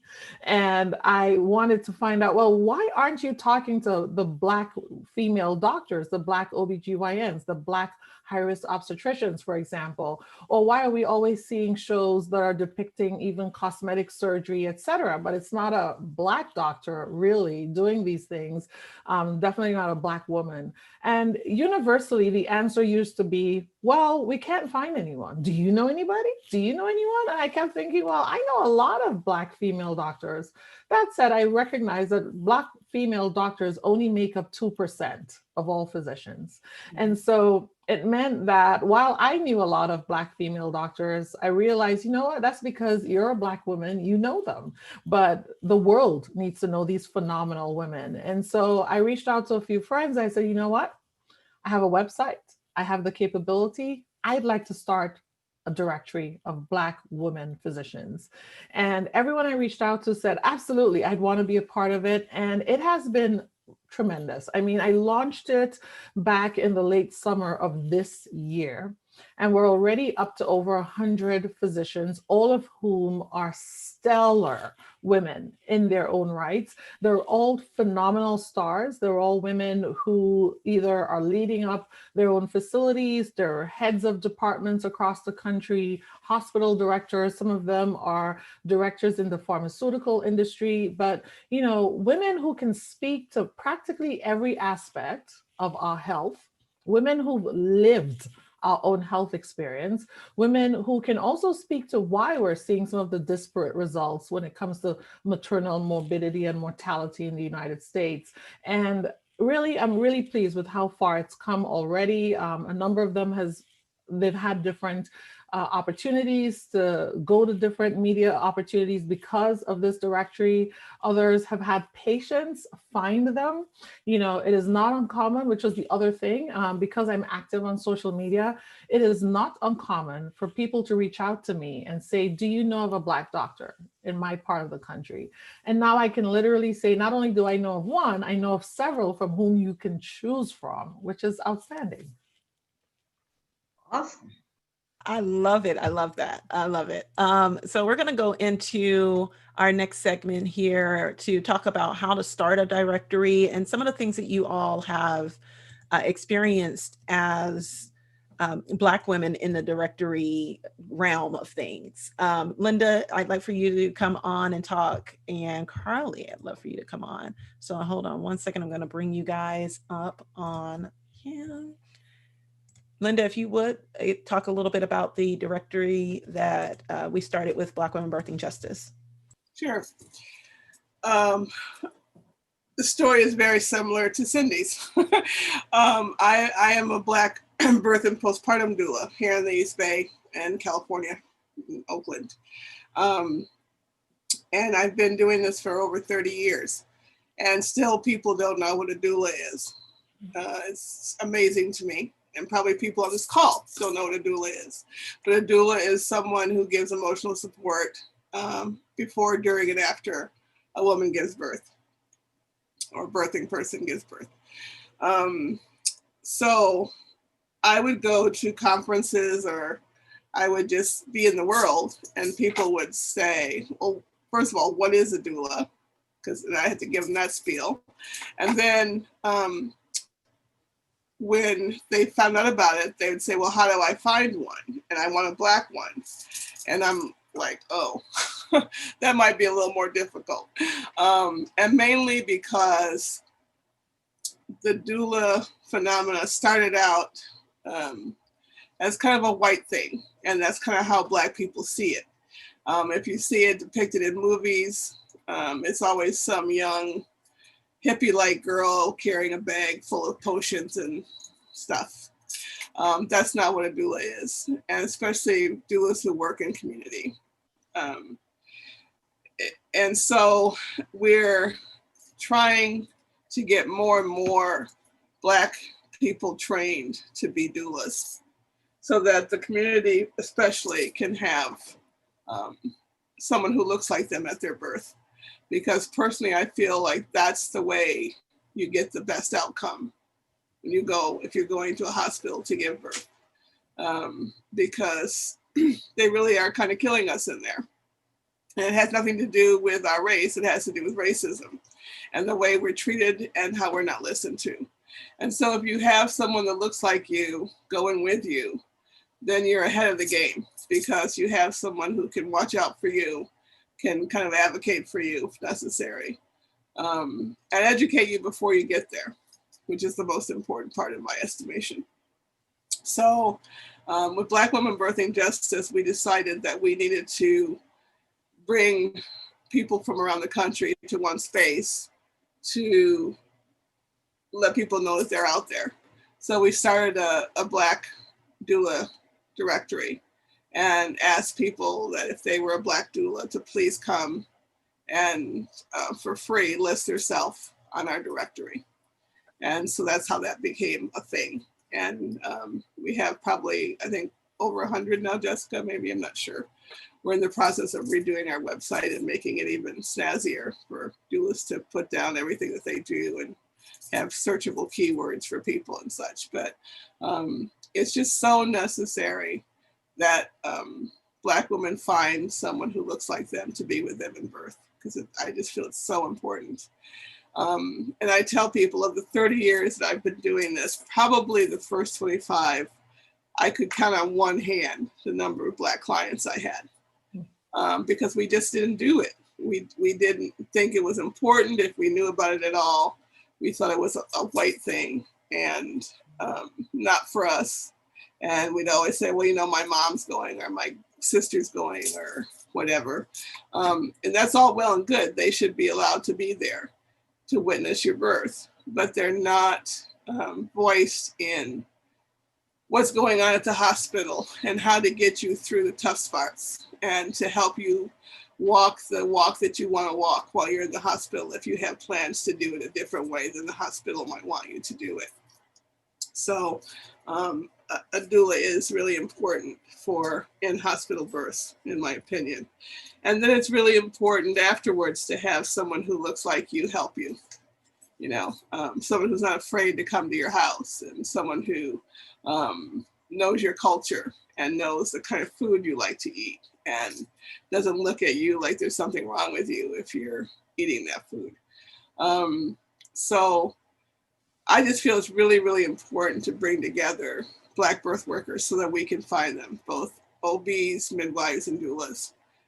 We also have a Black Birth Worker Forum that we hold once a month on BWBJ, where, Cindy, I would love to invite you to join us, to have birth workers around the country come together to have a safe space for Black birth workers to be able to talk about what's going on with their life and their work, and how to improve it, how to give support to someone who's going through a hard thing. I think last time we had somebody who had left the city of New York. She's this amazing woman. I told her that I wanted to be her mama so I could be proud of her for all the shit she's done in her life. And so she's moved up somewhere in the mountains of New York and trying to work in that population where, there are Black people there, but and even Black doctors there, but they don't treat the Black patient the way they should be treated. And so they're all kind of bailing on these old Black people that they've been having and that were treating them bad to come and work with her. She's so torn because she's there by herself. And part of her wants to run back to the city and the other part wants to stay because she knows she's so needed. And so it's really important to come to a space where other people understand what you're talking about and can listen to you and give you strength to carry on if you choose to stay in that situation, because it's hard. It's really hard. And we have community doulas who work in low-income communities to provide free doulas to women who are the most needed to have that service. And we try to put together collectives so that we can get insurance companies or government or somebody to pay these doulas to do this work, because they should not be doing it for free. This is not a volunteer job. This is a hard job, and it needs to be paid for at the going rate of a living wage, not $200 a birth. That's ridiculous, which is what they'd like to do. So they've, before the COVID thing, they realized that having a Black doula might be we were the saviors for all Black women going to give birth. And I'm like, why are you looking at us? We're not the ones killing them. We're trying to keep them safe. You need to talk to the people who are trying to kill them, which are the white doctors that are in the hospitals. But we were supposed to be the saviors, and then COVID hit, and then they said, oh, no, you can't come in the hospital anymore. You're not an essential worker. So they banned all doulas from the hospital for people, which is just ridiculous to me. There's so many levels that's ridiculous. And they're starting to, some of the governors have said, no, these are essential workers. You have to let them in. And still the hospitals won't let them in. And some of them are, like in the Bay Area here, some of them are starting to let them in, but there's rumors that they're going to pull them back now because COVID's on the rise again. So I don't know. It's all craziness to me. But we're doing our part to try to get a collective group of names so when people are looking for Black birth workers, they can find them easily. And so, Carly, if you could introduce, I know you already introduced yourself, but if you could do it again, just a short snippet and talk a little bit about your directory. Okay. Hi, everyone. I'm Carly. I am the CEO and founder of one of 12 founders, actually, but it was my idea to start Black Girl Moves, which is a company where we seek to redefine and reestablish the importance of sisterhood and the global Black woman population. And we do it through the conduit of travel, too. So pre-COVID, we were supposed to have all these trips all over, very intimate but very luxurious trips. We were to have relationship gurus, doctors, psychologists, psychiatrists, all these different things to promote healing in our Black women community. And we promote networking, and we do just anything that we can to better the lives of Black women. So it was a no-brainer that I would do a holiday guide directory. We spoke about doing something similar this year. Actually, second quarter, we were supposed to launch our magazine, And then, COVID hit a little bit before that, and we were supposed to have a podcast accompanying that, and also interviews for content for YouTube and all that stuff, with interviews of these amazing people. Earlier, I was asked, how do I meet all these dope women? And I said that they just find me. I'm really, really blessed that way. All 12 of us ladies, we had to make a list of 5 women that we knew personally, that we really like inspired us and we looked up to and stuff. And my list was all people that I knew prior to the age of 15.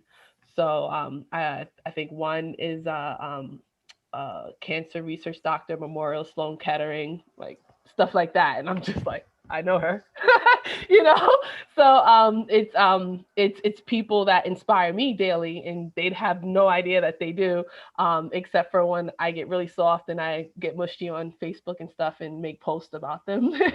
So now with this holiday guide, I know a lot of these people. I try to support a lot of these people, but I wanted to fix the gap where they have trouble reaching some people, and where maybe they might reach some other groups of people, but I miss out on them, which since I know a lot of people, it doesn't always happen a lot, but you can never have too great of a network, I think.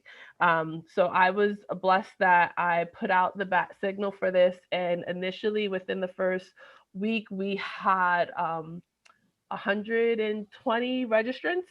And then I did a nice little 3-day or something like that ad with Casfax, which is one of my favorite pages to follow on Instagram, and I've been following him since Twitter. And he was really easy to work with, and I know that he posts a lot of Black women-owned businesses. So I figured he has the demographic that I'm looking for. We service women, Black women, period. So 18 and up. And that went really great. And so we're still actually collecting registrants from that. We actually extended our registration to December 2nd, but I had to get out an iteration for Black Friday, Small Business Sunday, Cyber Monday. And then any issues we've updated, and we'll have another iteration out on Thursday. So to give me like 2 days to add. Right now it's about 50 to 60 new people on top of the 250 we already have. So I'm really, really excited about that. If any of you guys want to be featured in that, I'll put the registration link in the chat as well. But with building a network, sometimes you just have to go off of just little things that you have in common. I am, I say it in Enigma, I have quite a few degrees in different things. I'm a former professional athlete. I played basketball in Europe and Latin America. I picked up languages while I was there. I grew up, knowing French and Spanish, and then I picked up Portuguese, Romanian, Italian, and a couple of, I think it's 7, or German I took in college. So I was able to talk with people all over and meet with all the other Americans. So, and then their friends became my friends. So I love this stuff, right? Not everybody does, not everybody feels comfortable.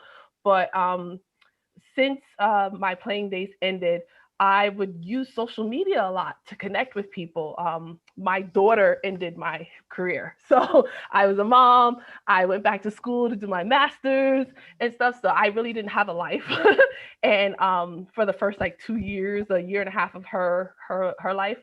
And I used Facebook groups actually, just to meet new people, because I'm so used to that. And that has been such a great resource. So from that, didn't start the best because I was 26 when I started them. So some of them was just crazy stuff going on. But I met amazing people that would just be quiet, and they just be like, sis, you can tell you're smart, but you're a little extra. And but they would take me under their wing and talk to me, and some of them are now my business partners, right? And they're like, oh, that's just Carly. But I was able to meet other amazing women through them and stuff. And then as it evolved, in 2014, I started a Facebook group called Black Economic Coalition, which I've still working on self-funding to become a nonprofit entity, and that is to just help us with group economics, right? But as a whole. And then when I think we have like 4,000 people in there, and we've had a few events, and we had lots of support. We did a black carpet for Black Panther premiere, rented out a theater, had everything sold out like that. And like it was people that I didn't even know that were buying tickets. People were asking me, they were like, I'm coming in from London that week. Can I get tickets? It was so cool. And a lot of it just happened just because of the people that I was talking to online and the people that I knew prior, right? Coming together and them talking and all of that stuff. And then when we did this, we said, okay, we have the company, let's also do a Facebook group for it. So we have that Safe Haven Facebook group where it's pretty much anything goes, because we can talk about anything. And like we like to point out in the Black Economic Coalition and Black Girl Moves that Black people are not monolithic. You know, Miss Duke, Dr. Duke, you are awesome. I don't know why Jessica made me follow you, but like we have like someone like you that, you know, people might think, oh, well, you know, she never curses or she doesn't let her hair down or something like that. And, you know, like there'll be a subject that comes up where you'll be like, you know, sort of like, wow, I connect with her, you know? Listen, I grew up in the Caribbean. I could so you definitely fit in with that. Like, yeah, no, but I think this is great. Partners are Caribbean. This is a great like segue into like my first question. Yeah. You all kind of saw a need that was apparent in the community, and that's why you started a directory, right? Yes. But for you, what do you feel is, what do you get out of doing this? I guess that's my question, right? How is this helping you as an individual by starting a directory? I feel like if you run from your calling will always tackle you. Then you won't be ready for it. And I feel like that's my calling. I've always been a natural leader, whether I wanted to or not, and a natural people person. And with that, I see these things that need to be done or holes that need to be filled, and I go to start filling them, and people just come. You know, and they're like, hey, let me help you fill them. And so I get excited that we're filling these holes in the community, and these people that are coming, they're not like Trumpsters or something like that. Like they're people that are so capable, and people that I'm like turn around like, you're following me. You know, and they're doing what makes them so dope, and so they're shining, and we're fixing an issue, and I'm just sitting back and I'm like, you're super dope, and they're like, no, you're dope, and I'm like, yeah, whatever, you're super dope though. I love that. I love to see people shine. I love to win. I love to see people around me win. So it is just so exciting. As you can see, like I'm crescendo as I speak, right? I get so excited. Yeah, but you're super passionate about it. So I love it. So Cindy, same question to you. What is it that you I have to echo what Carly said. I grew up, by the way, raised by a single mom, and she was just this phenomenal woman who anything she saw that she needed done, she did it. She didn't listen to people saying you can't do it, you don't have the resources, you don't have the partner. My mom wasn't that woman. So she was the woman who had the hair salon, the restaurant, the boutique, the traveling to get what she wanted. And she'll bring me along, and later on bring my brother along. And when we moved to the United States, one of the things I quickly started learning was there seemed to be a concerted effort to divide Black people. Right? As I moved my way through academia, one of the things that struck me was there can only be one of you, which meant mentally, we were also coming at each other, the idea of there can only be one of us. And I didn't like that at all. I never liked it. And so one of the things I've actively done throughout my whole life and career is find ways to bring my sisters in. How do I find them? How do I bring them in? How do I make sure if people are telling me I'm phenomenal, I get to say, but wait, there's more. And so that was really my thought process as I got on social media and I realized people were resonating with my messages. I would say, oh, let me introduce you to this person. I started doing Facebook Lives. I started a podcast to introduce people to these amazing women from within the United States and across the world who are doing tremendous things, just happen to be Black, you know. And I also wanted to let people know, you know what, the major industries know about us, right? We are the trendsetters. They just never credit us, but we're the trendsetters. However we move, the world moves to follow. And, you know, I was like, so why aren't we out there leading this charge? Why aren't we out there as the face of this charge? And so that's something I've done all ways. But when it came to the directory, I remember I was writing a blog and I wanted to highlight 20 amazing Black doctors on social media that people can follow for information. And I couldn't decide. That's really where I was like, okay, so you're not going to answer the question of which Black doctors are out there by highlighting 20 because you can't even decide. You just need to make a directory and tell people, go discover the wonderful, great talent. I mean, you know, one of the things that I think is so important when Linda pointed out, you know, that you need someone who looks like you in the hospital. One of the statistics that nobody talks about is that Black doctors, Black obstetricians don't have the outcomes with their obstetric patients that you see in terms of poor maternal outcomes. And that's because we're part of our communities. We know what's going on.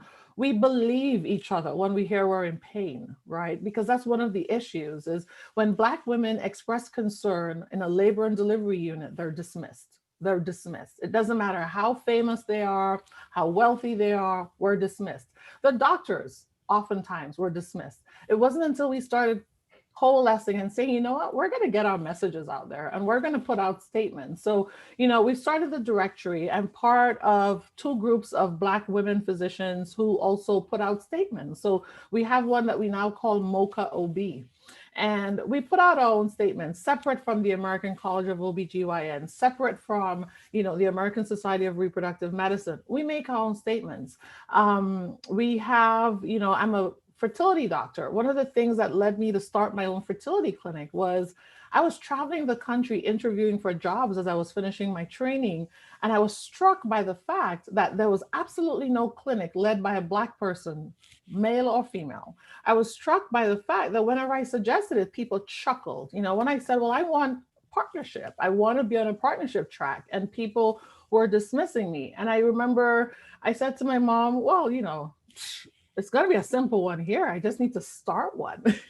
And like Carly said, you know, if you're infectious, if you're excited. So she was saying, you know, she doesn't know why people follow her. Well, I know, you know, people are attracted to success and they're attracted to positivity, right? If you tell people positive stories and you show them that positivity actually does have good results, they will want to join with you. They will want to partner with you. And I feel like that was part of what happened. So I launched the idea for the directory. And even before I started actually creating the page, I had over 30 something people with all their info already saying, put me in there. And then when I launched it, I started getting texts of, what do you mean you have a directory and you didn't message me? You know, and I was like, oh, I didn't, it wasn't intentional. The ones who are on there were the people who were in our MOCA group and saw my message and put their information, you know. And then other people started reaching out because friends were forwarding things to friends. And it wasn't just doctors forwarding other doctors. It was a mom saw my thing on YouTube and forwarded it to her daughter. Someone was on Twitter, saw my post and forwarded it to someone. And that's really how you build it, is you do it. You know, if you see the need, do it. I think it's time for us because we know our communities best. We know what's missing. We see people are asking for things. Why do we wait until, you know, the big groups say, oh yeah, let's do that. You know, we didn't need Nielsen ratings to tell us in 2017, which they did, that Black women were going to account for $1.5 trillion in spend. Just that's how much we're worth as a group. Wow. By 2021. And we're on track to do that, even despite COVID. That's tremendous. Nobody's telling us that though. Nielsen printed that and all the big companies were like, whoa, let's go look at this some more. What's going on there? Yep. And that is exactly why I put this together, right? I put this together because, like I said before, there was so much talk about Black Friday and people doing sales and all that good stuff. And it was like, okay, I'm seeing where a lot of people need to have the opportunity to promote their business. Yes. Or learn different ways in which they can get in front of the right audience, or tackle some of the things that they have on the back end that we aren't discussing, right? And nobody's really having that conversation. How can we have that conversation? So I Oh my love, Dr. Cindy, that you said that. Go ahead, Carly. Jessica, I'm sorry to interrupt, but you saying that there's so many things that I have an MBA in digital media and marketing, right? And so looking at a lot of the emails from the registrations that we did, there were so many things where I was like, okay, I'm gonna have to email this person and be like, listen, let's talk about your webpage, sis. Yeah. And it's not to Exactly. be negative, but we have to understand that you might be great in business, but you're not great in tech. Like, I know my weaknesses. I am surrounded by 11 women that Yeah. can make up for all of them. Yes. Thankfully, so I don't like to work with numbers too much, right? So my best friend is a director of accounting of the Fortune 500, so I am blessed, but not everyone has that. So when I see the need, like, that's part of what took me so long to put together a lot of the stuff. I'm writing down, okay, I have to email or call this, because if she wants people to come to her site, she's gonna have to have it easier to find this and find that. So but it's crazy that you like kind of said that. It jarred that in my memory, that's another reason why it took so long to get it out. I was like 30 hours behind because I'm like, how can I help everybody? And I think that's what Dr. Duke, sees too. She sees like, wow, I want to help. I want to help my people. I want to help, doctors like me. I want to help people look like me live. And we, if nobody else is doing it, we just have to dive right in. It has to start somewhere. So even if I don't do it best, I may have done it first, or may not even done it first, but I did it okay. And then someone comes along and says, oh, well, I like what they did. Let me make it better. I don't care. Do that. Like, as long as we get to where we want to go. And I think that it's weird because I'm such a competitive person, but I'm not competitive in things where we can all win. If it's sports or a game, yeah, I will kick you in your kneecaps. Okay. So sorry, I'm gonna let you know that right now. And the Okay, truth is, Cindy, go ahead. we get further when we work together, right? Yes. You really have to deconstruct that mentality that 100+ years has taught us, which is, we had a Reconstruction, we were doing amazingly, and then they spent all that rest of time, racism, Jim Crow, etc., but also mentally teaching us to break each other down, right? Meaning, if you have a business, Carly, and I like your business, I'm not going to just come in and start something that I like that you're doing. I'm going to make sure I tear you down to say, well, not her. This is why I'm the better Black business. And we've got to stop that. There's room for all of us.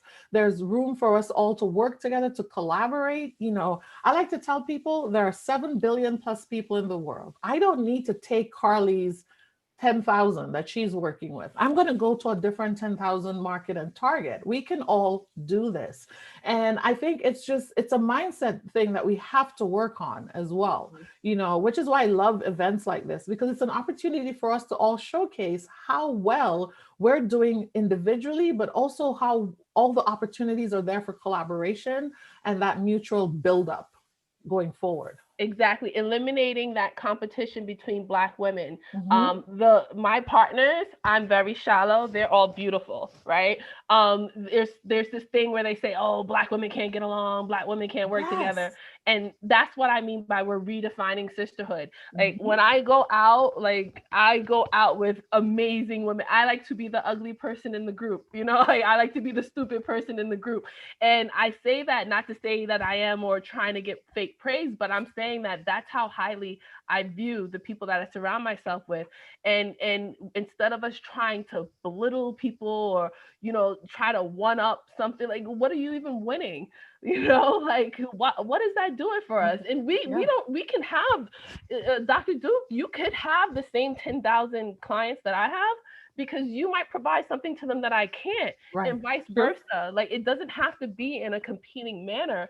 And that's what we want to to assert, whether it comes to romantic relationships, because Black women feel they gotta always fight each other with that, or business, or just anything. Like when we walk in a room, I see a Black face, especially Dr. Duke, you know, you're in a space where you don't always see other faces that look like you, right?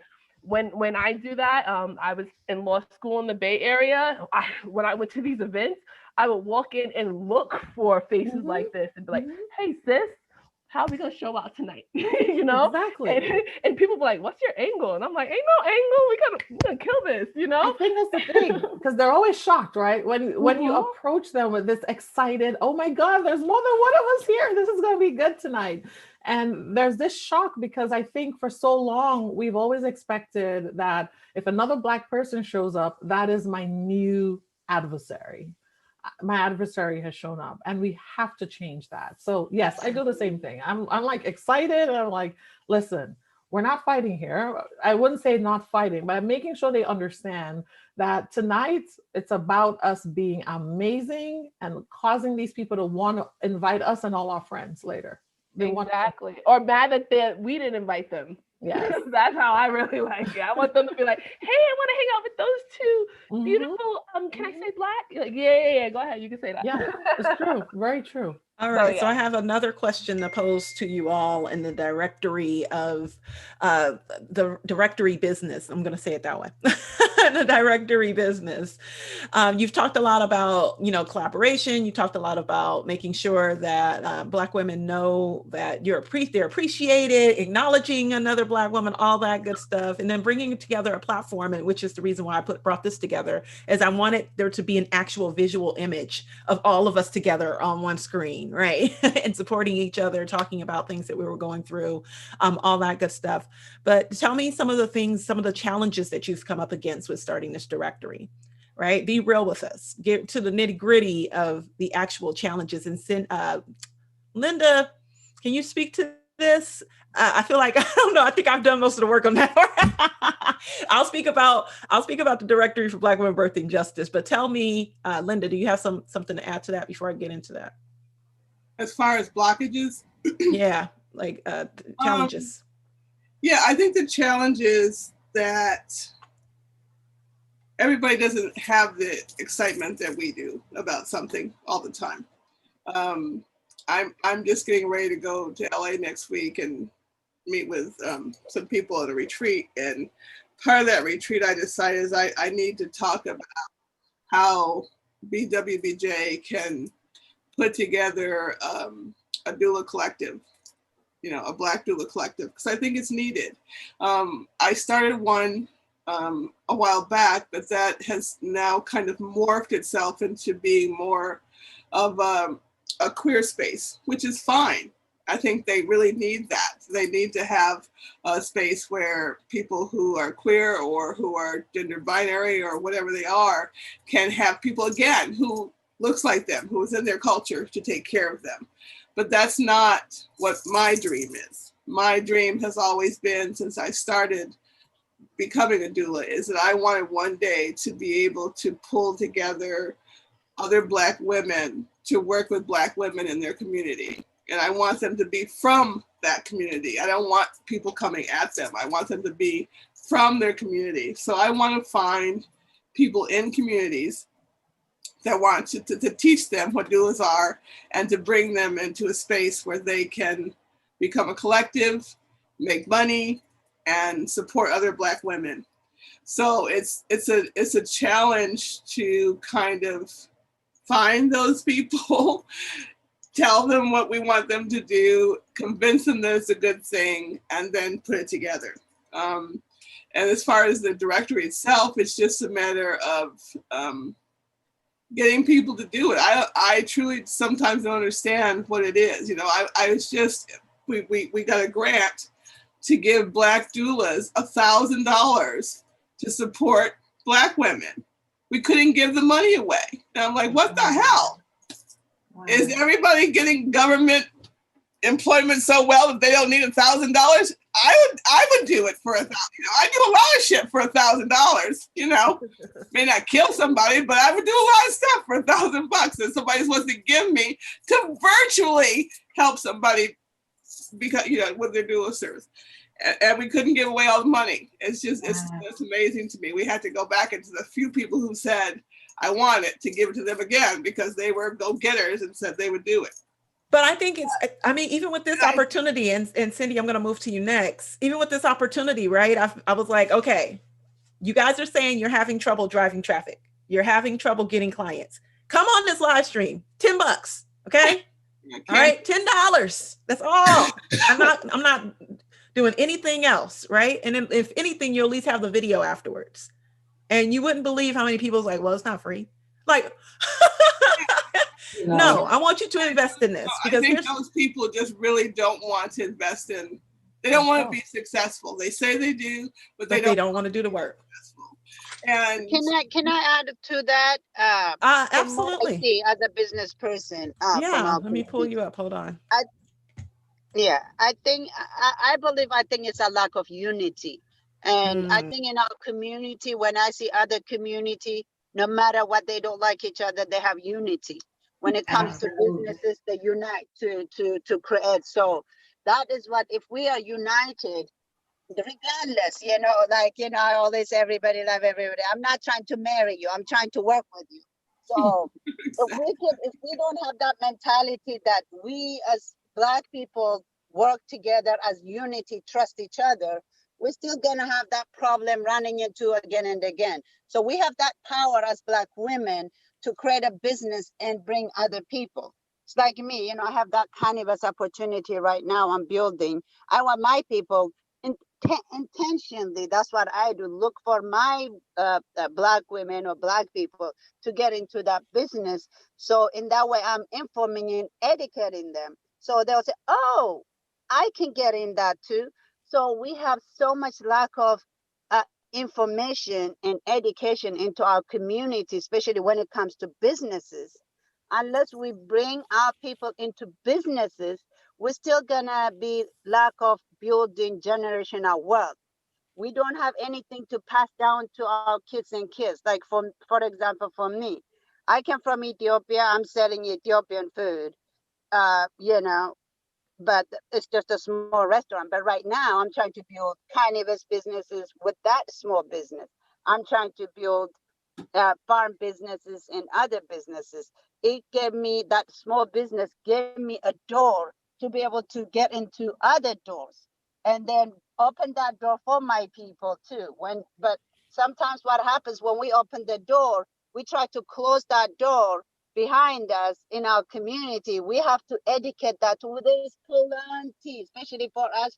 They've been making money off us for generations. Now it's our time and our turn, especially as Black women, to make our money from our culture, our everything. So we have to really intentionally educate our people, and instead of saying, oh, this and that. So because they don't know, that's why. Because I didn't even know I would be able to get money from the city to build my businesses. Do you see what I mean? That's why all these big businesses, big companies, they unite together, they ask the money, and they build the businesses. We have to learn to do that, to unite and get our people into businesses. That's the only way to build our generational wealth. That's what I believe. Yeah, Cindy, I'm pivoting a little bit.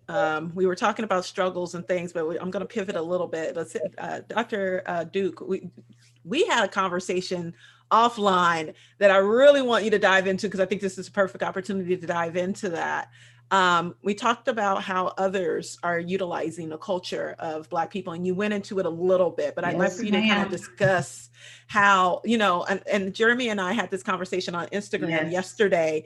I told him I am going to call it a pet peeve, is when I see marketing that is directed at us, that is not us saying it, right? They're using our slang.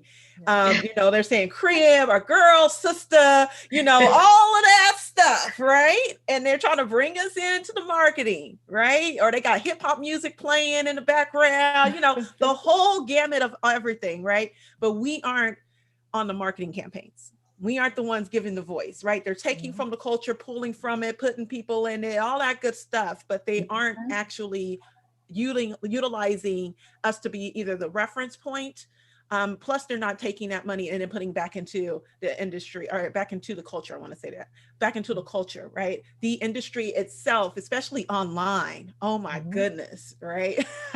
I can tell you how many marketers I see with Facebook ads. Hey sis, what's up, girl? All that stuff, right? And I want to know how much of those millions of dollars that you've made, right, you're putting back. How many Black people have you had on your podcast? How many Black people have you had on your YouTube channels, right? How many speakers have you hired that are experts in that community to come in and speak? So Cindy, I want you to, Dr. Cindy, I want you to go into that because I can go on. And I think it's a part of what I call predatory economics, even though they don't realize it's predatory, right? Because they're preying on our dollar, which is they're marketing to us because they want that money that they know we have and that we're willing to spend. But they're honestly not caring about how to grow our community so that the very money we make keeps us going as well. And that's always concerned me. It's concerned me that you can be a cosmetic company marketing to me without using me necessarily. Absolutely. You're going to take all that money and then invest it in scholarships that never go to actually pushing young women of color, boys of color into careers in the STEM fields. You're not pushing to have your companies led by people who look like the very people you're marketing to and building these amazing communities off of that we aren't invited to. And so I think it's important for us to, when we see these things, we should ask ourselves the very basic question, which is, how do I change this? And yes, many times as you ask, how do you change it? There'll be lots of people, even within our own spaces, who say you can't, it's not possible, because we have had so many centuries of people telling us we can't. That's the first answer you're going to hear is, how are you going to do it? How is that possible? Well, we're taught to tear down the idea rather than find ways to build it up, rather than say, okay, I see this hole in your plan. Here's how you're going to fill it. And that's a very different approach as opposed to saying to someone, oh, you have a hole in your plan. Your plan's dead. Just kill it, walk away, and we have to stop doing that because that's all. I'm going to ask everyone who's listening right now to ask yourself, how many things have you seen out there in terms of business? And in your heart, you've said, man, I used to have that idea. Man, I used to have that idea. Wow, I really wanted to start that thing too. But we always told ourselves no. And at some point, you just have to stop. You have to say, okay, what am I going to do about it? I wanted to start a clinic. Everyone I told said, well, you're going to need 2 million or more to start. I said, okay, so how am I going to get the 2 million? And at first it was, oh, well, nobody does. And I was like, well, no, people are doing it. I mean, I've interviewed with tons of places. They've done it. So now I need to figure out how. And, I went after that because I was like, I don't understand why it's a no. The no never made sense. And I think that's another thing a lot of us have to ask. If you're hearing no's that don't make sense, they don't make sense for a reason because it's someone trying to stop you when you should be able to. And we have communities out there where if we came together and pooled our dollars, we can do so much. The word mutual fund, if you really look at it, it's literally mutually funding someone else's dream. But, we hear mutual fund, and because for so long it was closed out from us, we think mutual fund means Wall Street and Wall Street only. You can literally start a family mutual fund if you wanted. You can start a family mutual fund. You can talk to someone and form a trust and start a fund where everybody finances something. If you've got 10 people in your family who all like business and want to open different types of businesses, maybe you start a family mutual fund, buy a building, and everybody can put their store in there. Everyone pays into their family fund. But I think we've got to start changing how we view our culture, our community, and the limitless opportunities that we have within our communities, and we have to stop thinking that the only way we're going to make the dream happen is if the other people finally take notice. Because when they notice, they're not noticing so they can build your business. They're noticing to run with that idea. They're noticing to take you out for a few lovely dinners and drinks and coffee and really eat up that idea from you, build out that plan and run with it. And we have to be aware of that because while you can have partners, you can have investors, understand the meaning and the value of also working it from within as well. I wanna kind of add to that. You did a phenomenal absolutely. job of explaining that, and I'm a graduate student at James Madison University. As a Black man living with a disability, having played a predominantly white sport in America, I get stereotyped a lot. I love to write and I love to speak growing up. So myself expressing myself through my words was something that came natural to me. And I recently did a graduate research paper about our message and our medium within our community, right? So you look at your message, right? This Dr. Duke just told us about on, right? And all for taking that message and creating something that allows our community to flip that on switch, right? So when you think of your message, it is an extension of yourself, and that medium gives you that voice. So if we're on Instagram and we're in our community, I see my predominantly white university at James Madison University. I'm the only Black male writer in the writing, rhetoric, and technical communication program. My advisor comes to me and says, hey, you should be that voice in that Black community, given the social and economic injustice that's going on in our community today. I say, okay, cool. How can I use this to flip and actually be that voice for our community? Because, like I talked to Jessica about the culture, our hip hop, you look at our trends, we're trendsetters. Our culture is a currency. I tell people all the time, as a micro content strategist, you need to be able to value your thoughts and your words more than the dollar itself. That's why I created the Bank of Progress ebook series. So for me, seeing how people view me and seeing the stereotypes that I've kind of embraced as a Black male, I try to flip it on his head and I try to draw people's attention in so that I can take that attention and gravitate it towards the essential and important details that actually are impacting our community, like gun violence, like STEM research, because technology has created shortcuts for this generation. They don't want to do the hard work anymore.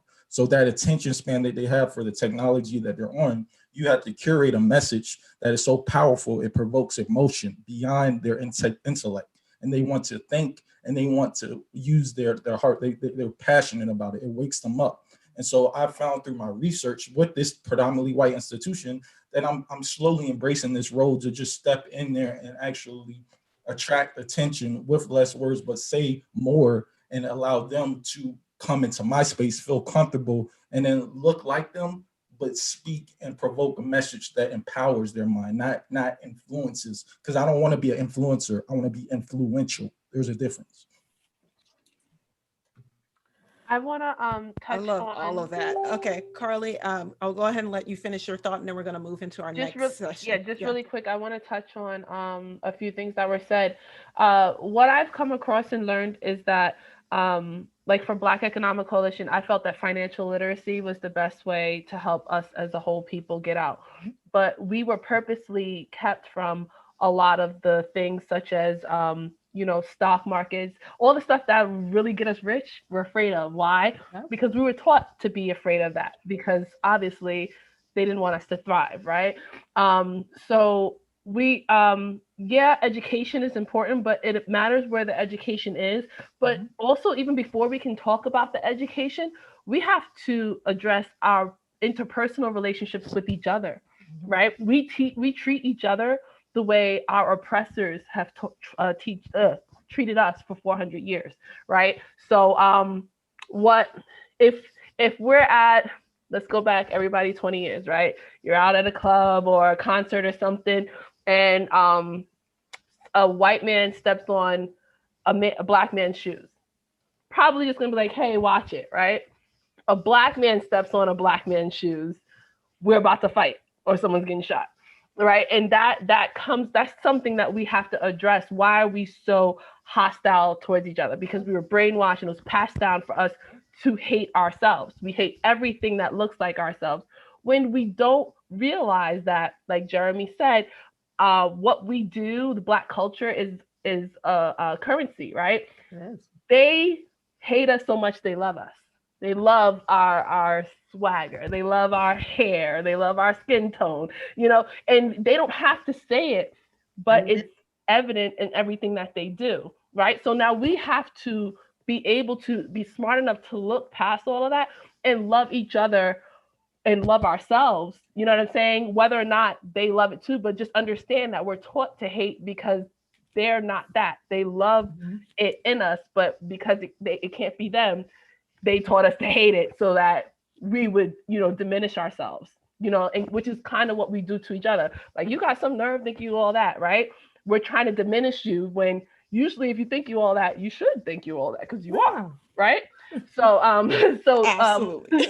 Everything that I've been involved with, I will always say, and I said it a few times here already, that we are not monolithic. So our thought process is not monolithic.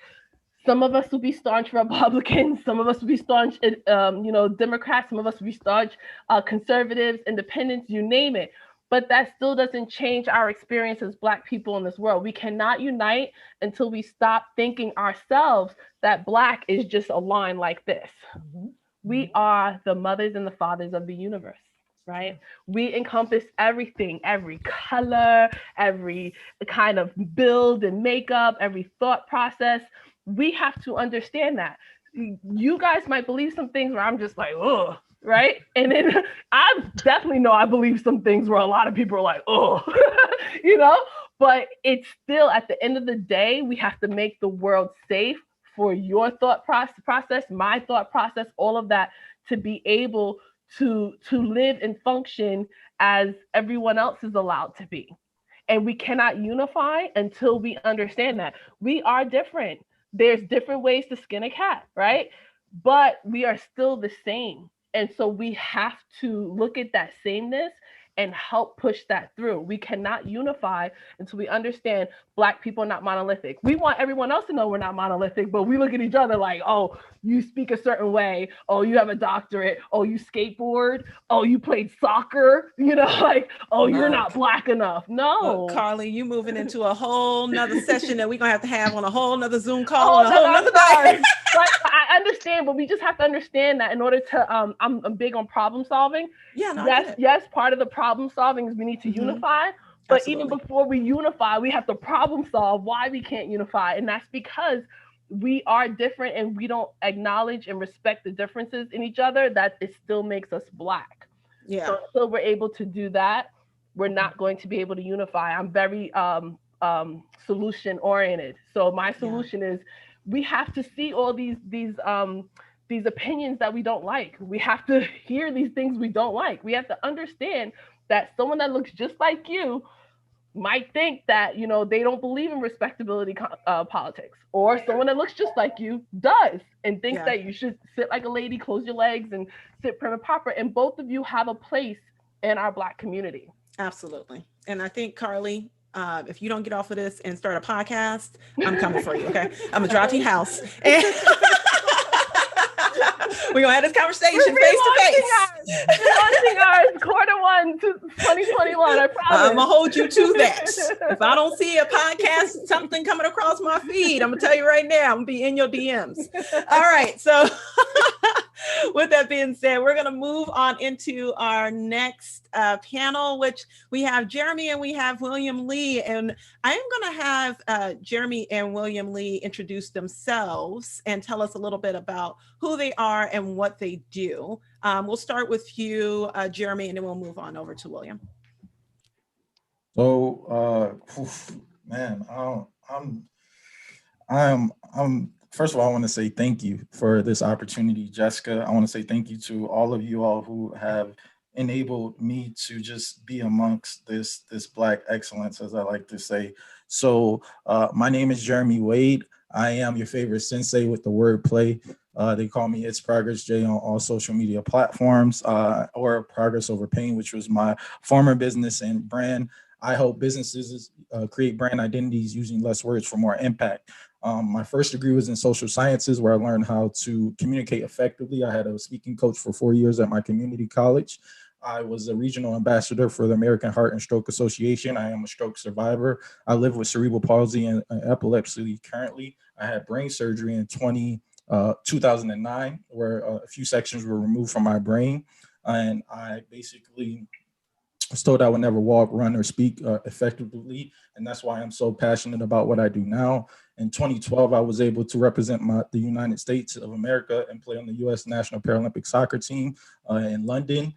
And then in 2013, I received the TOYA award recipient. I was a 10 outstanding young Americans recipient, and that was phenomenal because it put me on a platform to voice my brand. And so now I have an English degree and particularly specializing in public and professional writing, and I'm getting my graduate degree in writing, rhetoric, and technical communication.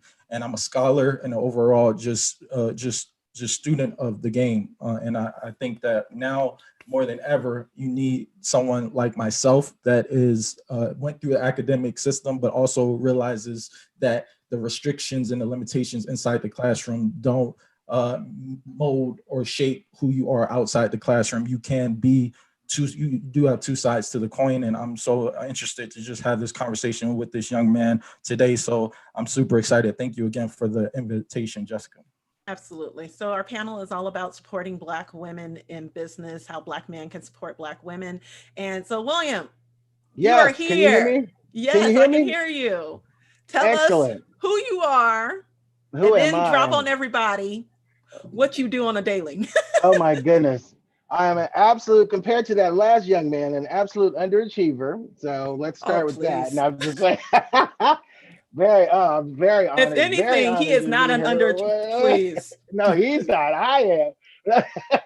Neither one of y'all. Okay. All right. I'm very happy to be here. No, seriously, this is great. I think this is great. I love supporting Black women. My mom was a very influential and successful Black businesswoman. I grew up in Sacramento, in the Sacramento Observer newspaper family. My dad started the Observer in the 60s and grew up working there. Did everything from photography to writing to selling ads to, building projects and helping market the paper and stuff like that. Did that through my youth and was always performing as a singer-songwriter through high school, through junior high, through college. Moved to LA in the early 90s and started working in entertainment business. I worked for Variety magazine and immediately when I first got here, and then went on to work for several studios, Samuel Goldwyn Pictures, Warner Brothers, doing marketing and advertising, marketing and branding and stuff for the network, helping sell shows, helping market the shows at the big conventions and stuff. So I migrated from that back into music in the late 90s and started composing music for film and television, did a lot of trailers and commercials, jingles and stuff like that. And then around early 2000, I started working with the actress comedian Lunel, who was a friend of mine from Sacramento. When I was in Sacramento, I was promoting events, one of which was a comedy competition that was like a Laugh Jam comedy competition. And it was ultimately linked with the Black Expo, which my family was also producing as well. And Lunel and I have been riding the wave for 15 years. It started with Borat, and then went into Cat Williams, the Cat Williams tour and movies. And we've been developing projects with, you name it, for the last 15 years, and developing shows. And I just moved back to LA from Atlanta. I did Atlanta for 8 years. So I just, when she was talking about the diversity of Black thought, a place like Atlanta will ground you in that, in the diversity, because California has you do have a certain perception of what Blackness is that, that I was always flying in the face of. My family, my dad was a conservative Black businessman running a newspaper that was all about Black empowerment and Black, but he was still fairly conservative, you know what I mean? So, I went to private schools, so I always spoke a certain way, and they would see me and I always have something to say about how I spoke and how I handled myself. And you go to Atlanta and all that, and you and everything that you're about makes sense. Like you're like, okay, I see Black folks doing everything. There's no one way to be Black. When you go to Atlanta, you're like, oh, okay, I totally. So I miss it, but because I'm back in LA now. I'm sure you do. I do. I'm not gonna lie. I miss Atlanta. I've only been back since February, and it's been nothing but a nightmare ever since I got here. But with the COVID and everything, but it's everywhere. You know what I mean? So, but happy to be here, and love supporting Black women. I mean, Lunel has been my main client for 15 years. I've continued doing music, continued doing composing. I do jingles for a lot of different companies and podcasts and stuff like that. I still do a lot of music work, but Lunel has been a big, she and I are partners in this production company studio where I'm at right now in Sherman Oaks. And we got a lot of great stuff going on. I love working with her. And, she reminds me of my mom so much when when I think about all the work that we do. So it's pretty awesome.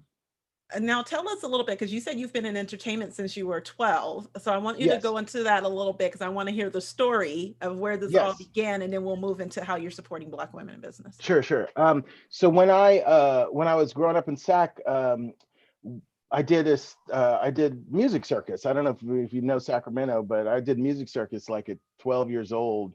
This is in the late 70s or whatever. And, all we could play back in the 70s were like Slaves and Hustlers and stuff like that. So, but it was a beautiful musical called Shenandoah. I worked with like Gordon McRae, who was like he was in Oklahoma back in the movie. He's like from the Reagan days of like, old white movie stars. So he thought I was super talented. I toured with that show for a little while. This was at 12, 13 years old. So that was my first real taste of show business, where I was making money performing. And then, and so that's basically how I got started. But then when I was in high school, I was working with, for some reason, Sacramento was a insanely powerful music place when I was growing up. It still is. Like Sacramento is still one of the places where that really defines a lot of the sound all around the country, and a lot of times you don't even know it. Like I went to high school with Derek DOA Allen, who ended up doing work with, Joe, Smokey Norfolk, Black Girl. He, produced a lot of, big records. George G1 Archie, who was who did DJ Quick, Tony, and then my mentor, one of my other mentors, Brian Alexander Morgan, who moved to Sacramento in the late 80s, did SWV, did Martha Wash, did Layla Hathaway and stuff. So I was literally mentored by these people in music. So for me, the shift to doing music for film and television was pretty, it was challenging in that, like, I was, it was a lot of work, and I was really pushing myself and working by myself, but but I had been mentored by some really talented people right there in Sacramento coming up. That's amazing. And I'm so glad we're really representing Sacramento. I totally didn't do this on purpose, but. Sure. No. And I know this is not necessarily a Sacramento thing, but but since we are, it is what it is. It is what it is. It is what it is. Absolutely. But I definitely want to move into how you're supporting Black women in business. So right now we're going through the whole thing with the C word. I'm not going to even say it. But how are you navigating and pivoting? What have you been doing in your business to navigate? The C word. I was like, what is the C word? I was like, oh, that one. I was turning pages. No. Like, C word, Googling. No, I know what you're talking about now. Yes, the pivot is no joke. The pivot is super real. Especially in entertainment right now. So in entertainment, like literally everything that I had on the books for the next, year and a half, which all of 2020, the reason I moved back to LA was 2020 was jam-packed with work. I had so much work. I mean, I still was performing. I had I personally had a lot of events that I was doing. I worked with big corporate companies, entertainment companies out here.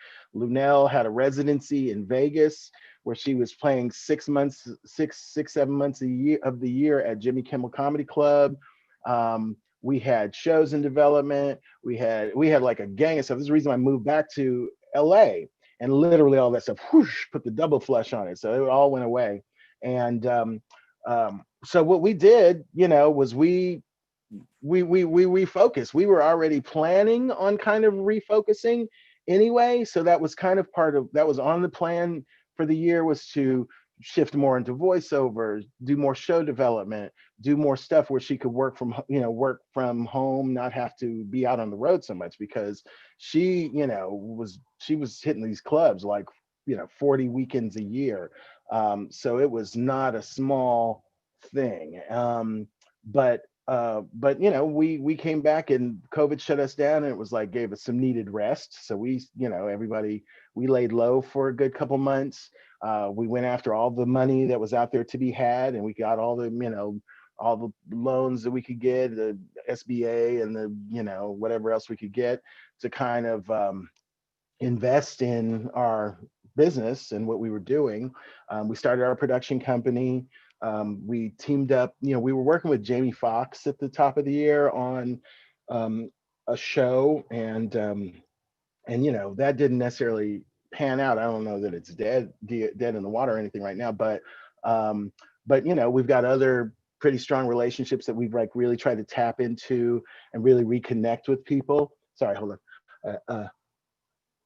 Oh, I gotta sneeze. Sorry. That's okay. Hey, this is the live stream life, right? Excuse me. Ooh, God. Ooh, baby. So yes. Now we're like, so we got our production company got off the ground. I wrote an ebook. We had taped Iyanla Fix My Life. I was on there with her, but they cut me out, and hers just aired a couple weeks ago. Wait a minute. We can't skip over that. They cut you out of Iyanla?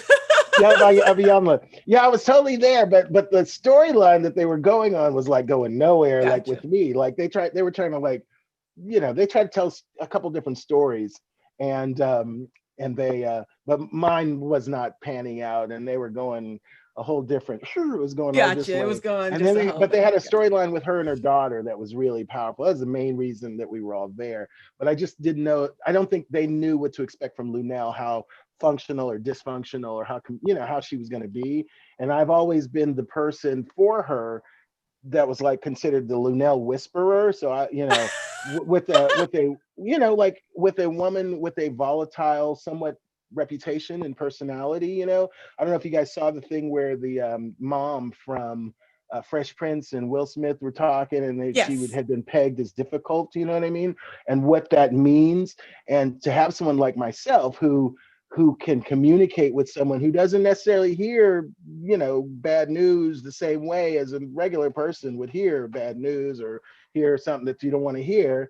It takes someone like myself to communicate it, break it down, like, oh, it's not personal, it's just business. They got to do this, and they got to, like, just explain things to her in a certain type of way, because we both she's Oakland, I'm Sacramento, so we can talk to each other, Is that okay? So let's have that conversation, and then Jeremy, I'm gonna bring you into this. Let's have this conversation, right? Because there is that larger conversation that Black women are hard to work with. They are just, over the top. And a personality like Luenell's, I mean, she gets paid to be pretty much herself, right? Absolutely. Yeah. For the most part. Right. So absolutely. Yeah. For the most part. Being the Luenell whisperer, so you say, right? I'm going to say that there are a lot of women, though, that fit in that Luenell personality category, right? Absolutely. Sequette is raising her hand. So Sequette is the Sequette. Do you want to hop in on this? I'll let you kind of talk a little bit about how you've been pegged in as that. And why do you believe you have that personality? Let's talk about that.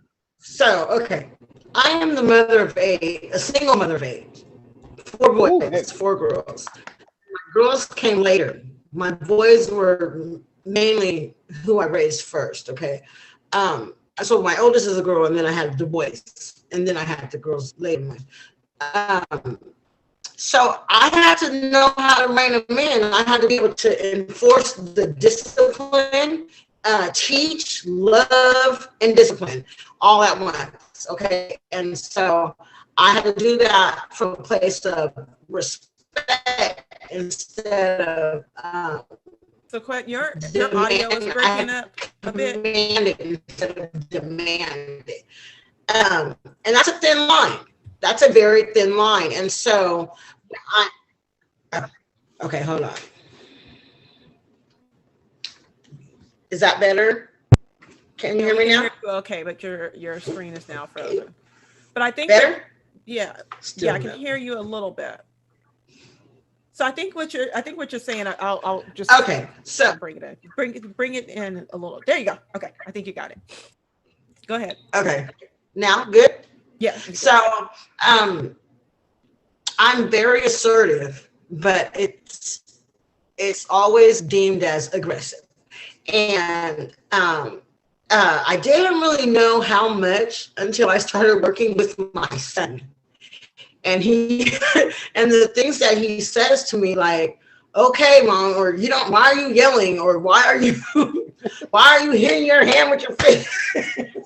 um, and so I've had to soul searching and learn to rein that in just a tad bit so that my point gets across and not just my perspective, maybe, or not just my passion. We have a slogan for I Am Stack Foundation that passion without direction is chaos, and passion with direction is purpose. And so that's the difference. And so I've watched Luell for years, and she's in your face with it. I love her for it.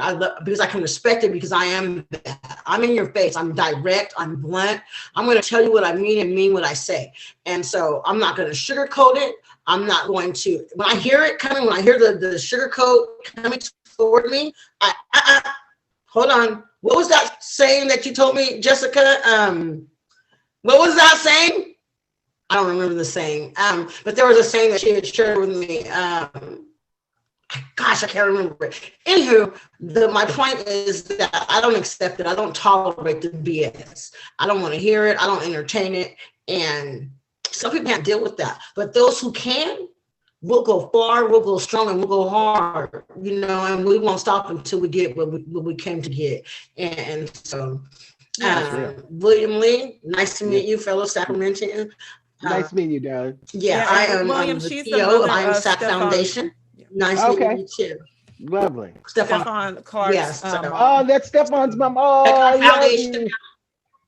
Oh, we love you. Thank you. And you've done some stuff with my brother Larry, right? Haven't you done some stuff with my brother Larry? From the Observer? From the Observer, yeah, that's the Observer. Yeah, that's my family. Larry and Q, yes, we love the Observer. Yes, that's my family. It's my family legacy. That's my family newspaper. I love it. I love it. So awesome. Yeah, so I mean, I think she brings up a really valid point, right? That it's always looked at as being aggressive, being over the top, but how do you navigate that? I'm going to start with William, and then Jeremy, I want you to talk about how you navigate that dealing with Black women. Yes, I navigated. I mean, I've dealt with Black women my whole life, so it's just like breathing to me. I don't know any other way to navigate. You know what I mean? Like, and difficult Black men. My dad was extremely difficult. If you work for my dad, you better come super correct. Like, he did not play about none of it. So I've dealt with difficult people my entire life. So I don't like when people say, oh, this person's difficult. I'm like, I've dealt with difficult people my entire life. So it's like nothing to me. Black men, even myself, when I was working in corporate America, but corporate Hollywood, whatever the hell it was, I had to be conscious of how they perceive Black men as scary and intimidating and mean or whatever, physically imposing. I'm 6'1", 2 something, you know what I mean? So I come in the room, you know what I mean? And these little white folks, and I have a big gregarious personality and sense of humor and stuff like that. And, I had to be conscious of how they were perceiving me as well too. So, so I get the tightrope walk. But as far as, I have no problem dealing with difficult people of any type, you know what I mean? I don't suffer BS, you know what I mean? But, I'm taking crap, but it was nothing for me. I mean, Lunel can be just like all of us, super complicated. She is the sweetest person I've ever known. Exactly. Which was part of the reason why she is so coarse on the outside, is because she's just super this is all softness. Like, I'm so happy you said that. It's I am so all happy you said love. that because Right. she's the sweetest person ever. Right. And I mean, I've only had one interaction with her, but she was just super nice. Like, you know what I'm saying? Down Yeah, to yeah, earth, wasn't yeah, like, you know, all yeah. of that, just super open. And I I think we like need this. to have that conversation of being able to say that, you know, because I'm being direct or I'm saying something, it doesn't mean that you should put on this emphasis that it's being difficult and hard to work with and all that other good stuff. Right. Absolutely not. I'm No, not at saying what all. I want and I'm being assertive. Straight So up, as Jeremy, you should. and right. So Jeremy, Mhm. talk a little bit about how you support Black women in business and some of the things that you've been able to accomplish.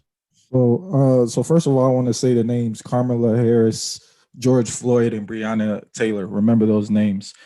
So I support Black women. And I Stephon co- Clark. And Stefan, I was And about to say, Stephon now, Clark. Stephon now with his, Clark. Hey, wait, now with his mama sitting there. I was gonna bring his name up when I got to like it was Yeah. something I was getting to with his sports background. So, but yeah, no.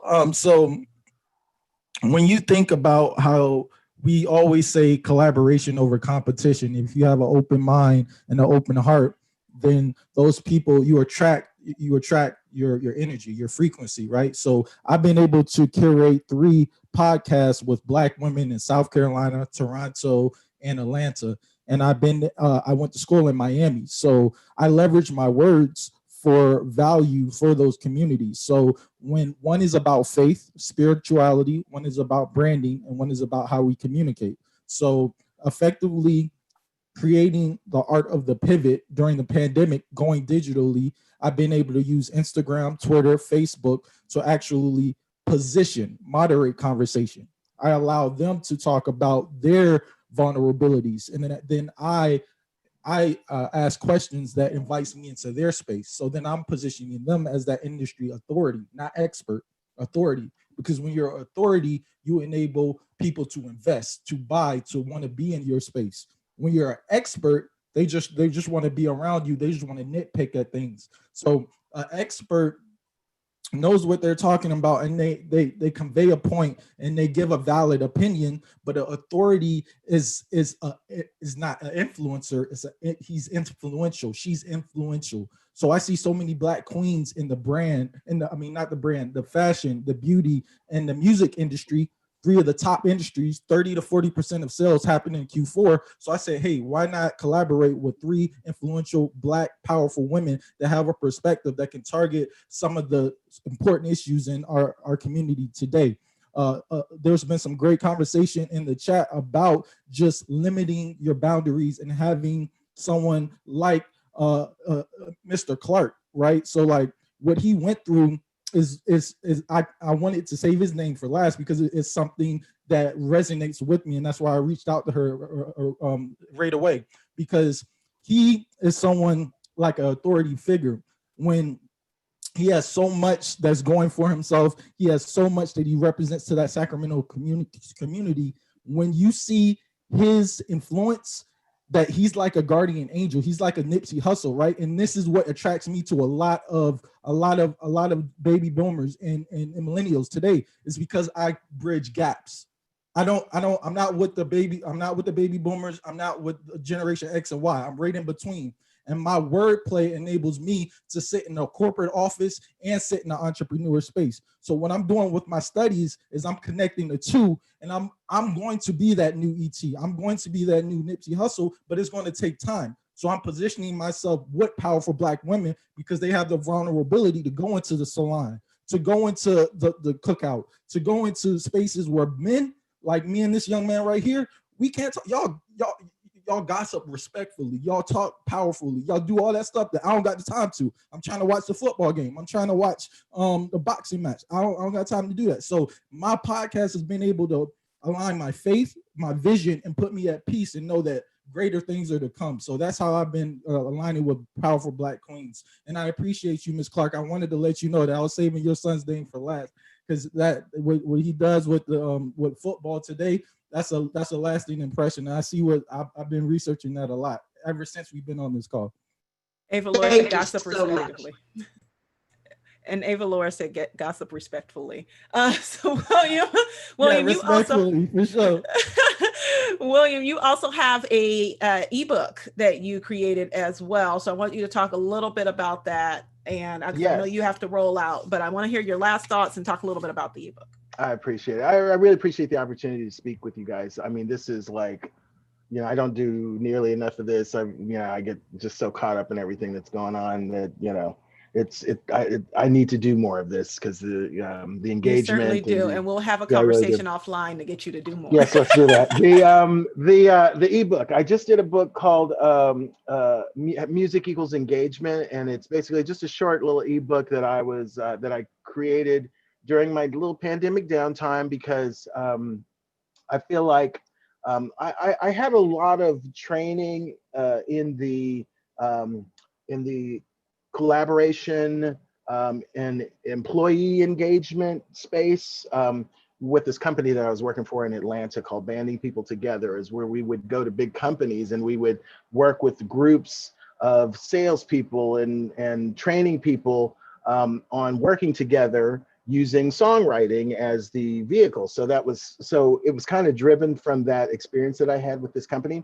And I said, one thing that would help position me as, quote unquote expert or just a, person to talk to about things, branding, music, and just to use all the wealth of experience that I had, you know what I mean? Yes, all of your expertise. Right, was to create like a book that kind of encapsulated some of my background and stuff. And I said, let me start small, just like a 15 page ebook that I could use as part of a sales and marketing tool to talk to people about my service that I love doing, which was writing music for companies. I love doing music for I've done a bunch of national advertising campaigns.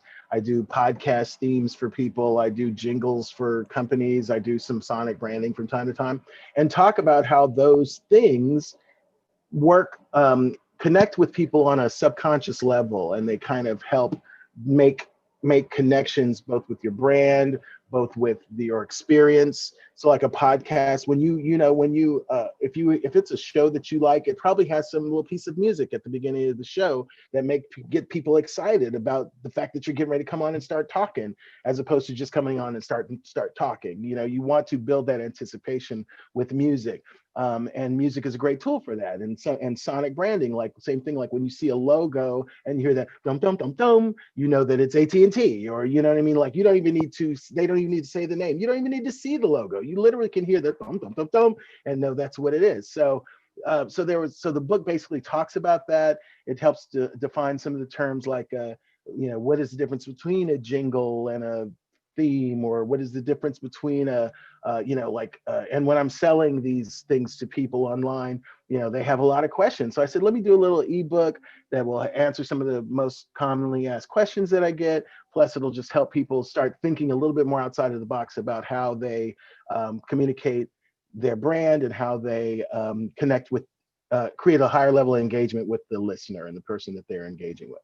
And so I wanted you to put that out there, because this is what I'm talking about. This is about taking your expertise and everything that you already have in your head and finding a way to deliver it digitally, right? Correct. And speaking about the podcast and then the jingling and all that good stuff, these are all things that I know because I picked up on it from watching like movies and stuff. And then I realized like my kids will start singing McDonald's jingles and all that good stuff. And I was like, I need to tap into that. So absolutely. Where's the ebook, bro? Like we need it. We need it like today. Like all of that is things that we need to teach our community. That's what that's why I said that. Is there if I send it to you, Jessica, can you forward it to everybody, or absolutely? Like put it someplace on the send page? It to me. I will send it to me. Okay, I'm gonna create all that so you get everything on the back end. So yes, I'm gonna I'll hook it up for you. So yes, so everybody can have it, because it's everybody will have access to it. Yes, it's very informative, and But I mean, this is stuff that back to what Dr. Cindy Duke was saying, right? Our reach and what we do is so powerful, right? And that we don't know that we could take these things and utilize them, right? And take the expertise that we have, put them in an ebook, put it in a video, sell the course, do all that good stuff. But then we also need those triggers. We need those sounds, that are encompassed in it. I see videos all day long. And I'm like, ooh. They should have put the music on You there. know? No, they should have. Man, I was watching this guy. There's this guy who does great videos on men, older men, how to dress and how to style. And I was like, oh, his videos are great. He's got a great background, great lighting, and that track playing behind him though is terrible. I'm like, bruh. And I want to speak on that. Yeah, absolutely. That aspect of ebooks, right? Because Yeah. I'll just give a brief testimonial. Before I even became a digital publisher, I created 2 ebooks that amassed $800 plus in sales before even marketing and branding. So going back to what William says, branding and marketing is essential. That's why I collaborated and partnered with a Black brand coach that is a woman. She's a strategist, she's an architect. I just wrote a new ebook that I dropped in the chat that is launching and helping other entrepreneurs and small business owners to turn their Instagram captions into profitable ebooks, because passive streams of income are essential to our Black community. And a lot of people don't know how to create that money while you sleep. They want to be able to wake up and get to the 9 to 5 and get that 2-week paycheck. I'm not trying to be in no 40 club. I'm not trying to work 40 years of my life, and I'm not trying to work 40 hours a day to get 40% of my paycheck at the end of the 60 years. I'm trying to retire at 35, and I'm trying to travel and write. So I appreciate what William does, because when I get his perspective and I get you all's perspective, I put that into less words for more impact. And then all my ebooks are 10 pages. I retain your attention. I obtain and retain it, and then I convert it. And I want you to go out and to impact that community, because just like Jessica said, there's not a lot of Black influencers out here, or influences out here, that are being able to turn their attention or turn the community into an influence that gives back to the community and doesn't focus on the profit. I want to focus on the words and the thought more than the dollar itself. Remember, that is essential for me. So definitely remember that what William said, the branding and the marketing is essential. I'm super excited to get his ebook. Yes, absolutely. I'm down. I'm about to send it to you right now, Jessica. I got it. Okay, great. William, any last thoughts before you go?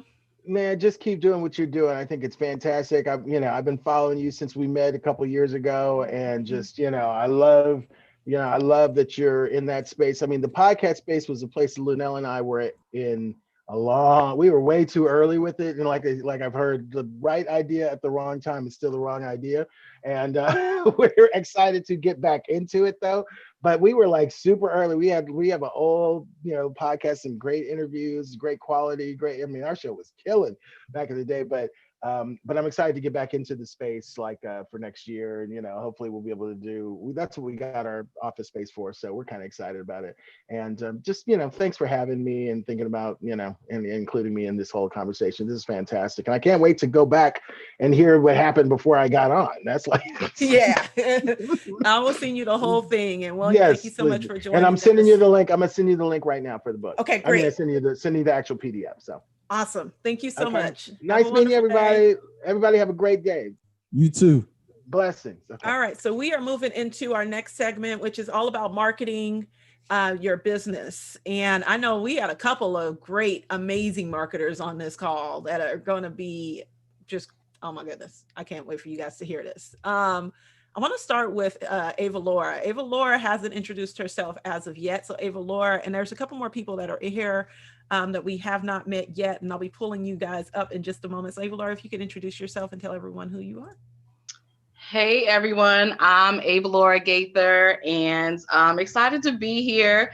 I don't usually give long introductions, but y'all have been over here telling your stories and it's been really juicy. So I guess I will join on in. I had all these thoughts going on. I'm like, Carly, Jeremy, so I'm just over here bobbing my head. That's what I've been doing for like the last hour. But to Carly's point and some of what the conversation is, I'm in the DC area, but I'm originally from Connecticut. So I think that's enough said about, Black folks and where we're from and the whole talking white and how you present yourself. And you're from Connecticut? Are there Black people in Connecticut? Yes, we are.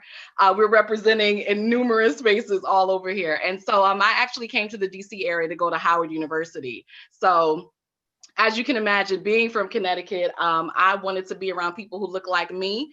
So as soon as I could get away, I did. And so I went to like the blackest city at that time. This was like in 94. And so that was DC, which was Chocolate City at that time, and went to Howard University and immersed myself, yes, in Black culture, and really was excited to be around people who didn't just look like me, but actually like-minded people. Because when I was in Connecticut, we were friends because we were all Black.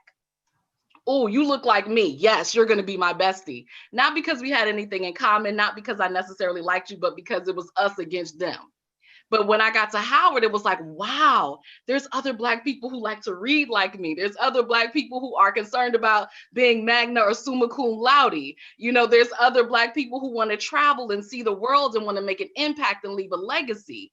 And so that was a truly a beautiful time in my life. And I ended up in mental health. That was always my goal, counseling. Ended up in mental health and social work here in the DC area, and essentially just became jaded with what I saw going on in the mental health system, if you will. And I think we're all seeing it now, because with COVID, we're starting to see how just important our mental health actually is. You know, it's a discussion that we don't often have a lot in the Black community, and we're starting to have it a lot more now. And COVID was huge for my business, because so many people who didn't pay attention to their mental health all of a sudden said, hold on, I have no distractions. There's nothing going on. I have to sit here and literally sit with myself.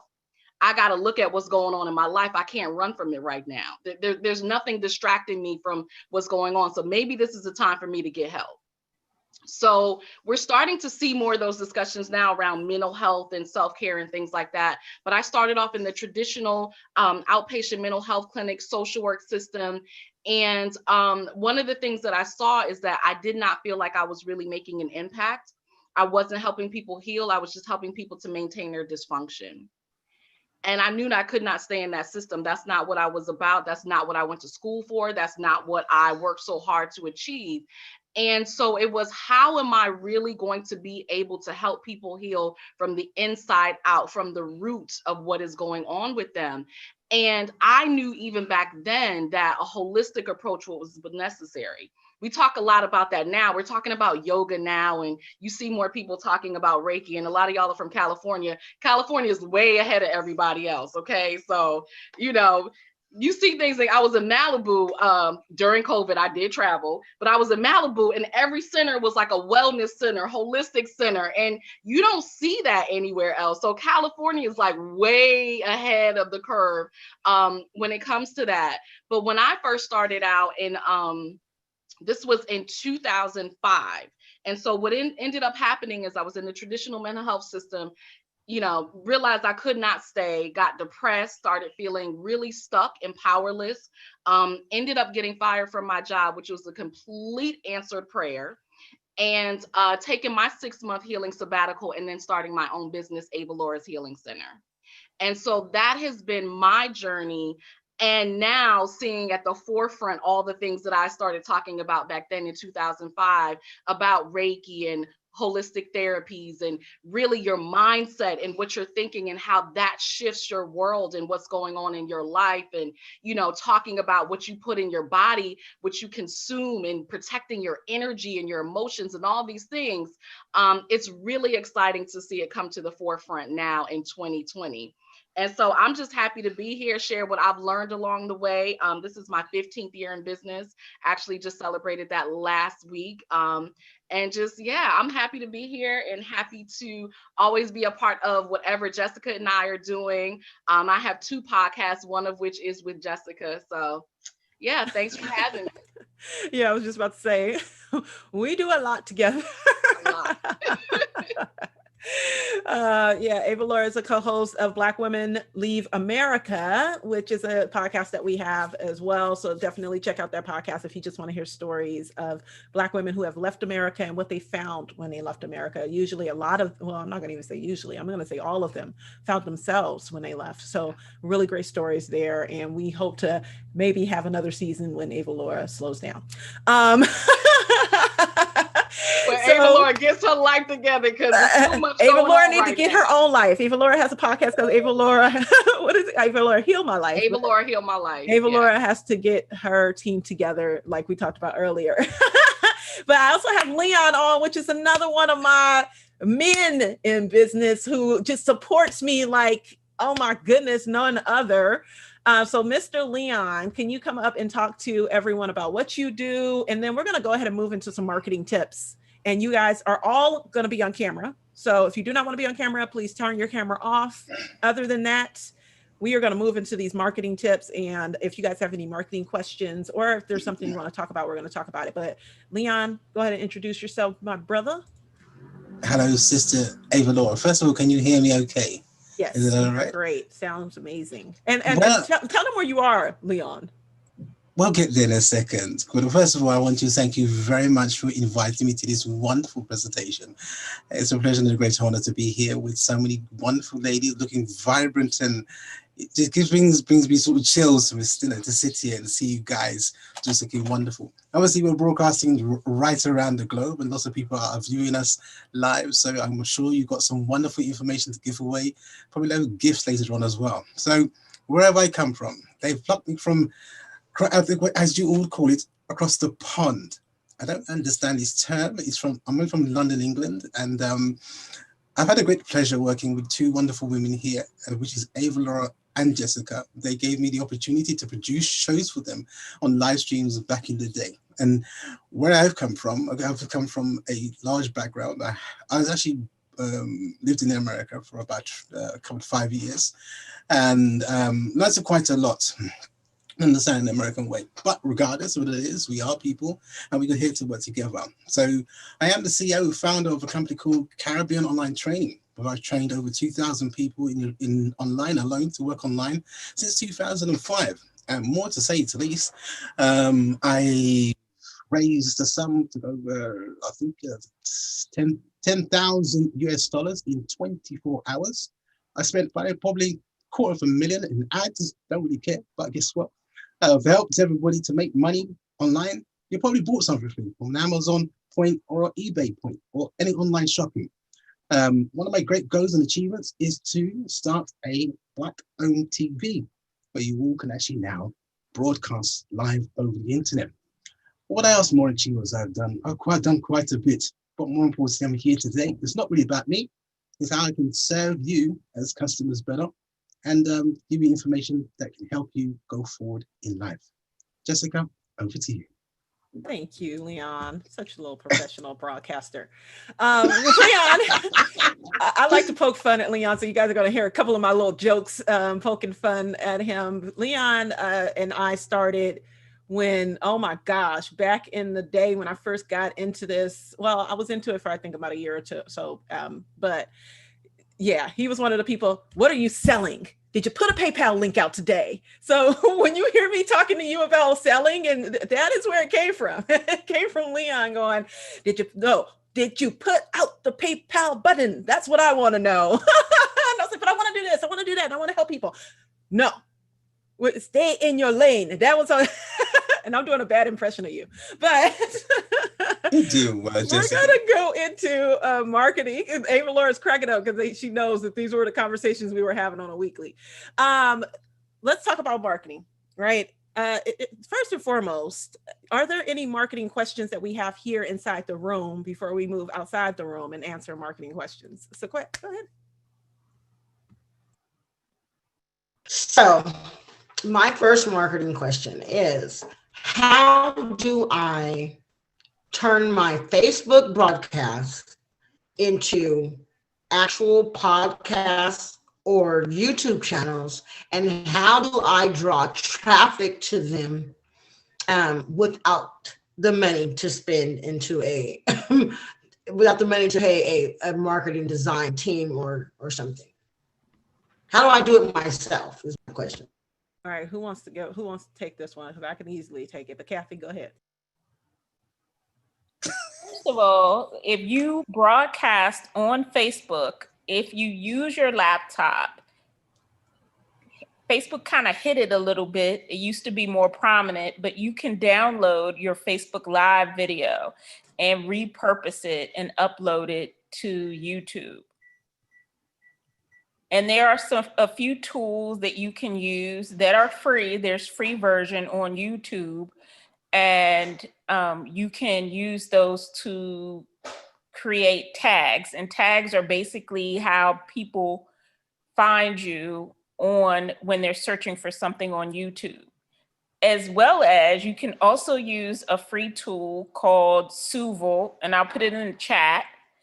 And basically it tells you what people, if you enter your keyword, you know, violence, you know, whatever word, whatever word is your word, if you enter it on Suval, it will tell you what people are searching for on Google, Bing, Yahoo, Amazon, and that will be a good way of creating your headlines.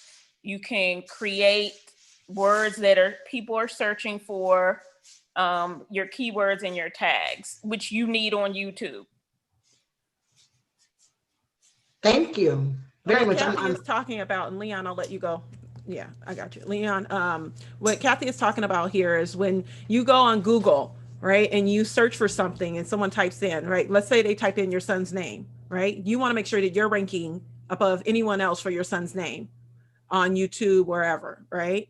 And so you want to look for other keywords that are around your son's name as well, so that you can make sure that you're placing those into your videos and getting that traffic to your videos, right? I'm going to speak on the podcasting part of it. With your Facebook Lives, you're going to take your Facebook Lives, and I'll actually send you the link to a class that I created where I show you step by step. All you got to do is take the video, you're going to put it into a tool, you're going to split the audio off of it. Now, to William's point earlier, right?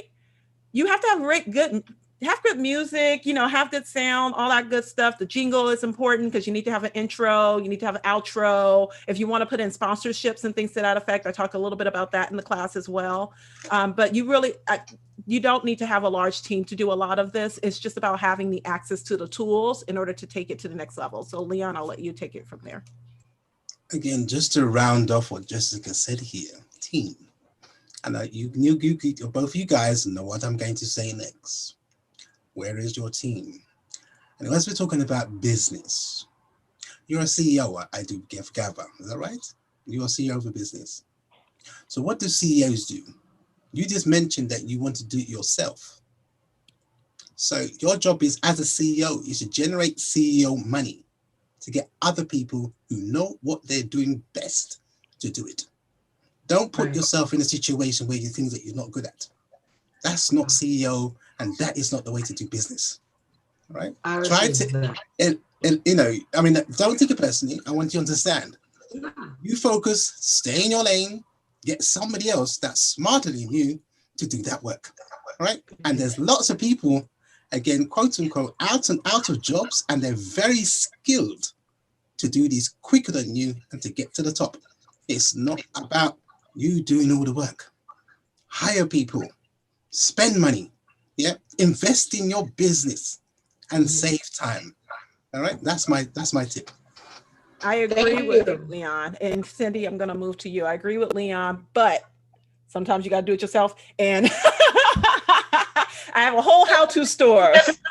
You just don't have the money to invest into your business just yet. We're a foundation. And so number one, yeah, I should be raising funds for the foundation. We just have not had a turnaround as of yet. And so I believe that the way to get the financial turnaround that I'm looking for, where I will be able to create and pay and delegate to my team, will be by drawing attention to what I'm doing and then having partnerships and sponsorships come in on board. And that way I can say, hey, okay, now I got the money to delegate a team. Now I'm going to delegate to my team and pay them their worth to make my job easier. And I can just go on and create more funds, but I have to get to that part first. Exactly. And so that's why the key part. That's the key part. So that's what I want. And then Cindy, I'm sure you're probably going to piggyback on what I'm about to say, is that you start at one place where you are CEO of everything and you wear all the multiple hats. And then once you get the revenue coming in, right? You're going to find out real quick what you're good at and what you ain't good at. But you're going to do it and do it and do it till you get to a certain level. And then you bring in the extra hands to help you. And Cindy, I'll let you take it from here. So what I was going to say is I agree with Leon. I agree with you. Oh my God, Jessica. I think the bigger thing also is to know that while Facebook has an amazing reach and you want YouTube and you want Twitter, there are actually now programs that can allow you to simulcast to all these places at once. So you don't have to figure out how am I going to download the video? How am I going to upload it to YouTube? And you can go on the back end once you've simulcasted and put in your keywords on YouTube, et cetera, to help push it forward. But there are things like StreamYard, there's BeLive, there's Restream that would allow you to stream to up to 30 platforms at once. You know, I'm thinking here, for example, Sequetta, given your son's story, that you also need to be heard on Twitch, which is where all the gamers are and the young people are. And there are lots of these apps that would allow you to simulcast, meaning you hit go live and you're live everywhere at once, right? People are hearing you, they're seeing you. And so, you know, like Leon said, delegate, but also I don't believe in doing the same work 2-3 times. Do it once and do it well. And so when you go live, make your lives count in going live multiple places, you know, and yours is a story that will resonate. You know, I didn't know who Sequette Clark was, but the moment I heard your son's name, I was like, whoa, whoa, whoa. I even called up my brother to say, you know who I'm watching right now?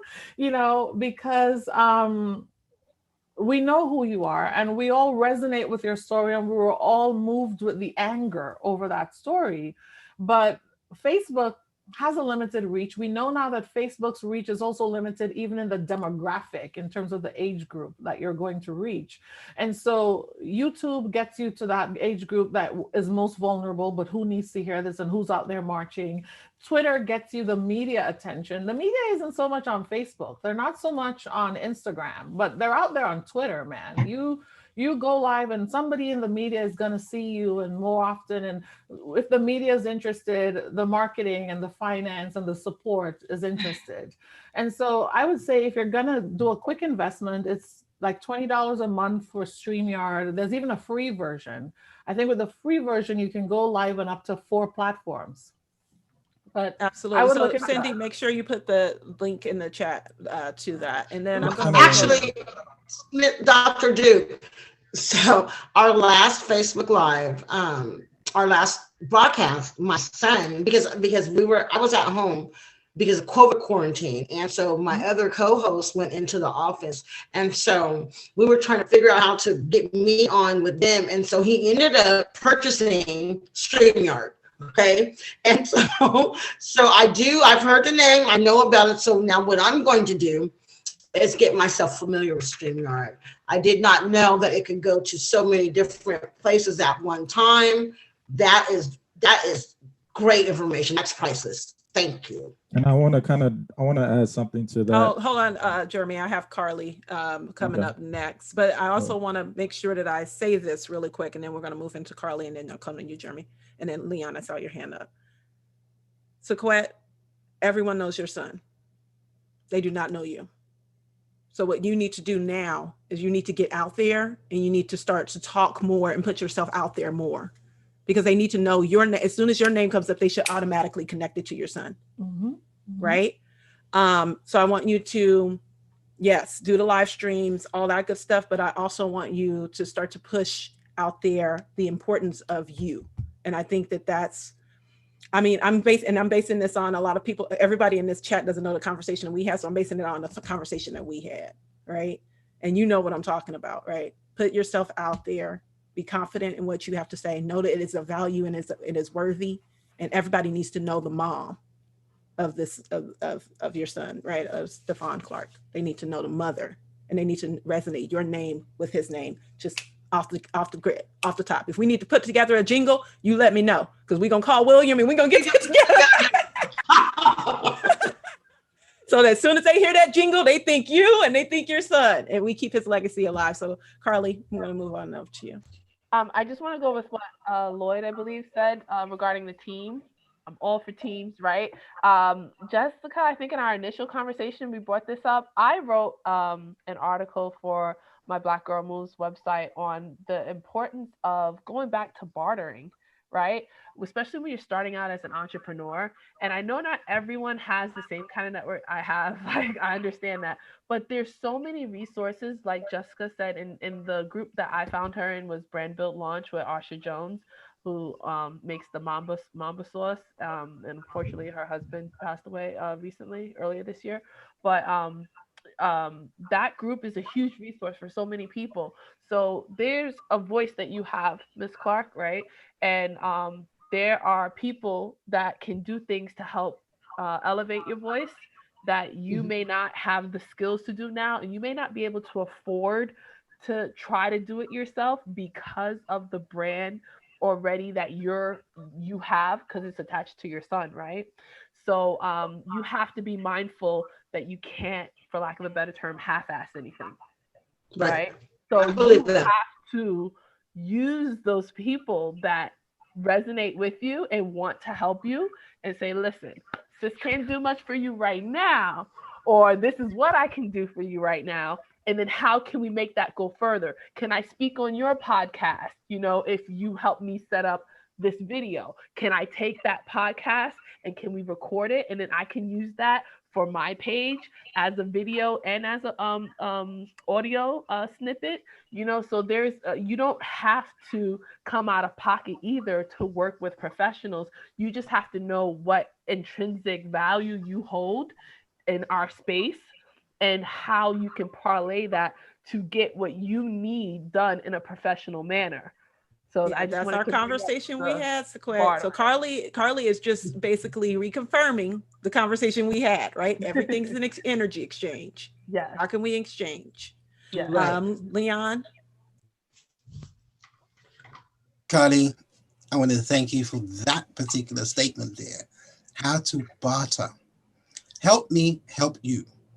Yes. Now, this is a very, very powerful thing. Money has no intrinsic value at all. Nope. That's what you're basing it on. All right?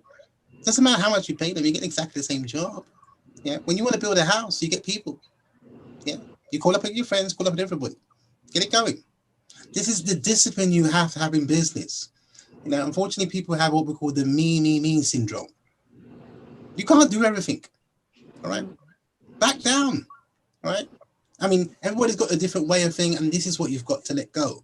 When you go to a JOB, where do you see the CEOs? They're out playing golf. Yeah? Come on now. That is the game. All right?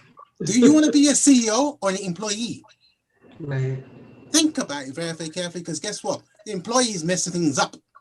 Your objective is to get out of the business as quick as possible and let the business run and do what it's got to do. You employ managers to manage things. You have that mindset from the get-go, your business will success. You'll be a very, very good success. Have that mindset where you're in the business, failure. And this is what we do. Yeah, and that's my take from it. Many people want to do it differently because they will learn the hard way. Yeah, we all done it. Yeah, and this is why I'm very hard and fast on it. Yeah, because we've got better things, we've got ideas, and other people can say, okay, I know what you mean. This is how it's going to be done. This is what the cost is going to be, and you can then definitely can see long term. Remember what the sister said here. Let's have a process. It's quite important. You're in McDonald's, McNasty as I call it, but guess what? There's a process. That's why they can give you that, that burger very, very quickly. They perfected that process. So And think about this. they stole it, but that's okay. We're not gonna. We'll talk about that in a different Zoom. Carry You on. all seen the movie. I'm just saying. And Jeremy, I'll go ahead, Jeremy. Like, I don't know if y'all seen in the chat. So I'm gonna pick back. So first of all, marketing and branding is not my expertise. Leon, I'm gonna stay in my lane. But I want to first of all say that McDonald's analogy, if y'all don't know if y'all watched the movie on Netflix, Founder, that founder took over for McDonald's because they weren't willing to take the risk and actually do the work and play their position. So one thing I want to tell you, Miss Clark, is right. Your son is the message. You're the voice, right? So drive that message with your brand narrative, right? Less words for more impact. I want to tell you that once you start to get with these authorities in their field about marketing and branding, you find the infrastructure, the strategies, and the systems, you won't be able to take that next step until you effectively articulate your story behind the experience that you had with your sons and how you lost them to such injustice, right? So once you perfect that brand narrative and you find your voice to spread that message on these mediums that one platform can stream to, you will captivate an audience so massive that they will pay you come to your door to hear how your message, your son, is living through you like it is, and people will continue to invest, people will continue to support, and people will continue to lift up the name that is your son. Thank you. I received that. So this is all so good for me. You Oh my had a gosh. whole gamut of different ideas from all these amazing, wonderful brains that we have on this call. So I want to ask anyone else here if you have any questions about marketing. Linda, I figured you were coming up. Go ahead. I'm just sitting back here listening to all of you very young people who could be my grandchildren. And I'm like, Jessica's pushing me to be Grandma Moses and come out now and do all this stuff. And people have been telling me this for years, but I don't know anything about the digital world, really. You know, I post some stuff, I put up a picture, I write on Facebook occasionally. I don't get any of it. I don't understand it. I don't understand the likes and any of that. I don't understand any of it. So, you know, Jessica's pushing me in several directions because she knows I have this information to impart. We're talking about doing a Mama Linda advice line or something or other, which petrifies me. But I don't, you know, people tell me that I have information to impart. I don't feel that I do. So there's a real problem there. But I don't even know where to get started with this. You know, I want somebody else to answer that. Leon. I'm sticking my toe in with the photography part to start out. Leon, I know you have something to add, but Cindy, I want you to talk to Dr. Cindy. I want you to talk, and then Leon, I want you to bring in what you were going to say. But Dr. Cindy, I want you to talk a little bit about this because there's a mindset block that's happening here. Well, I can talk to you, Linda, about it from the perspective of women's health and birthing justice, but I'm also going to talk to you as the daughter of a 65-year-old who's out there with her own channel and killing it. Sometimes we're like begging her, you don't have to go live as often, Mom. But I love it. Yes. And this is someone who had a flip phone until 2013, and then I was out at a store getting my iPhone. I think at the time I was getting an iPhone 5C, and my mom's there in the store, and she's mumbling, "Well, how come I'm not getting a phone? Everybody has a smartphone. I don't have one." And she's like mumbling, right? And I'm ignoring her, and eventually the salesman is like, "I think your mom wants a phone." And I'm like, "Gosh, she doesn't even know how to turn on a computer." No, you know. And anyway, so in the end, what I did was I got her my old phone. I had him repurpose the phone I was about to turn in and give that to her because I was like, "We're not buying you a new phone. You're not going to use this."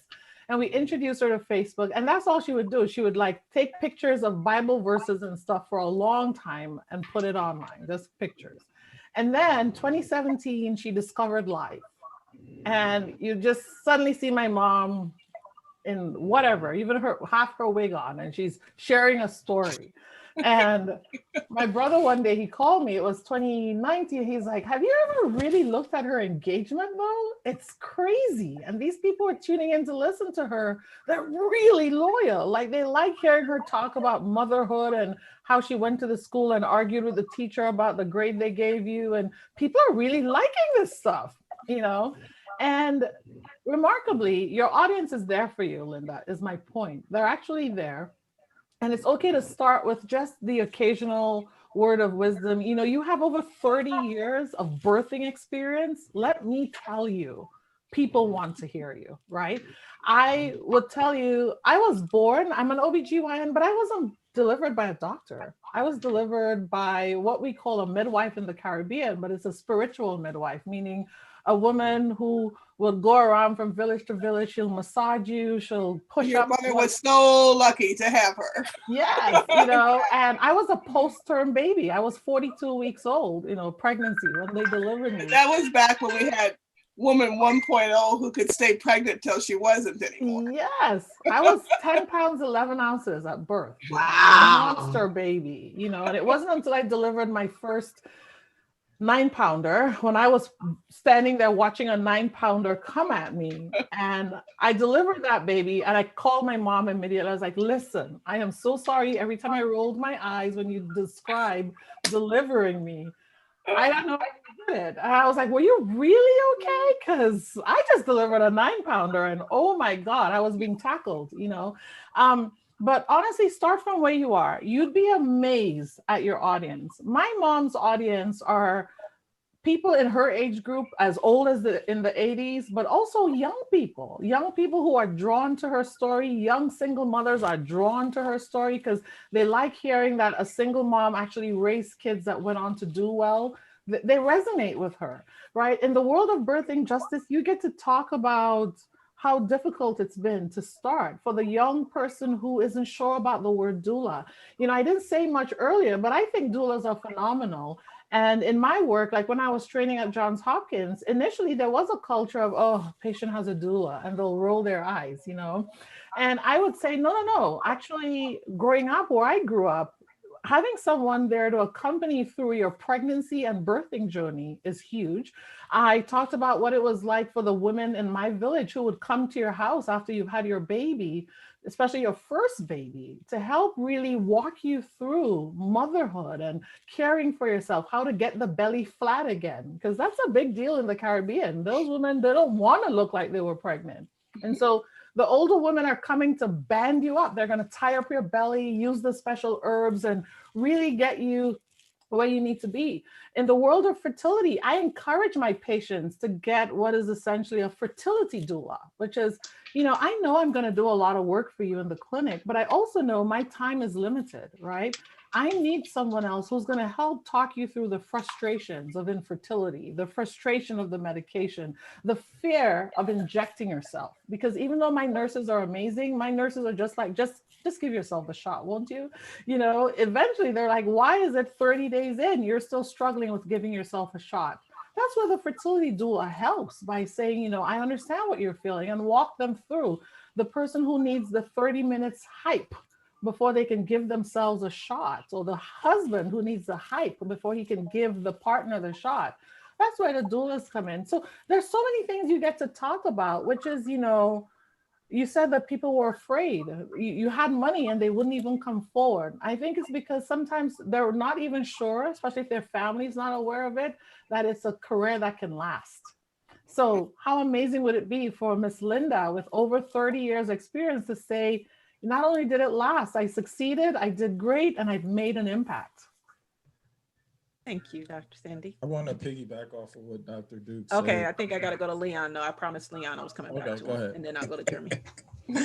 Right. Before I start, as we clearly pointed out, I do want to invite Dr. Ava Laura here on this subject, because this is her expertise. Yep, it's a mindset. It's the fear of success. Now, you got to start somewhere, all right? This is giving you the seeds to this, all right? You've just got to plant them and grow some plants here. Don't be frightened. And as we just said before, you don't have to do all the work. You just got to peer up. Your friends are here, the people around you, they will do all the digital stuff, all right? Your job is to deliver a message, powerful, yeah? The people got to know, and they got to like you and just trust you. Everything will flow, right? This digital thing is nothing new, yeah? It's just a platform, yeah? Just to voice you. All you got to do is come up, smile, and deliver that presentation like you're on a stage. Cindy, I can see hold Cindy. it? Yeah, hold it. Can you hold? I was gonna I'm glad you explode. said that. No, the Okay. reason I raised my finger is you sparked, which is Linda. My mom now has a very professional looking Facebook show. She's got intro music, there's advertising. Myself and my virtual assistant do all the work. 15 minutes before showtime, we send my mom a StreamYard link.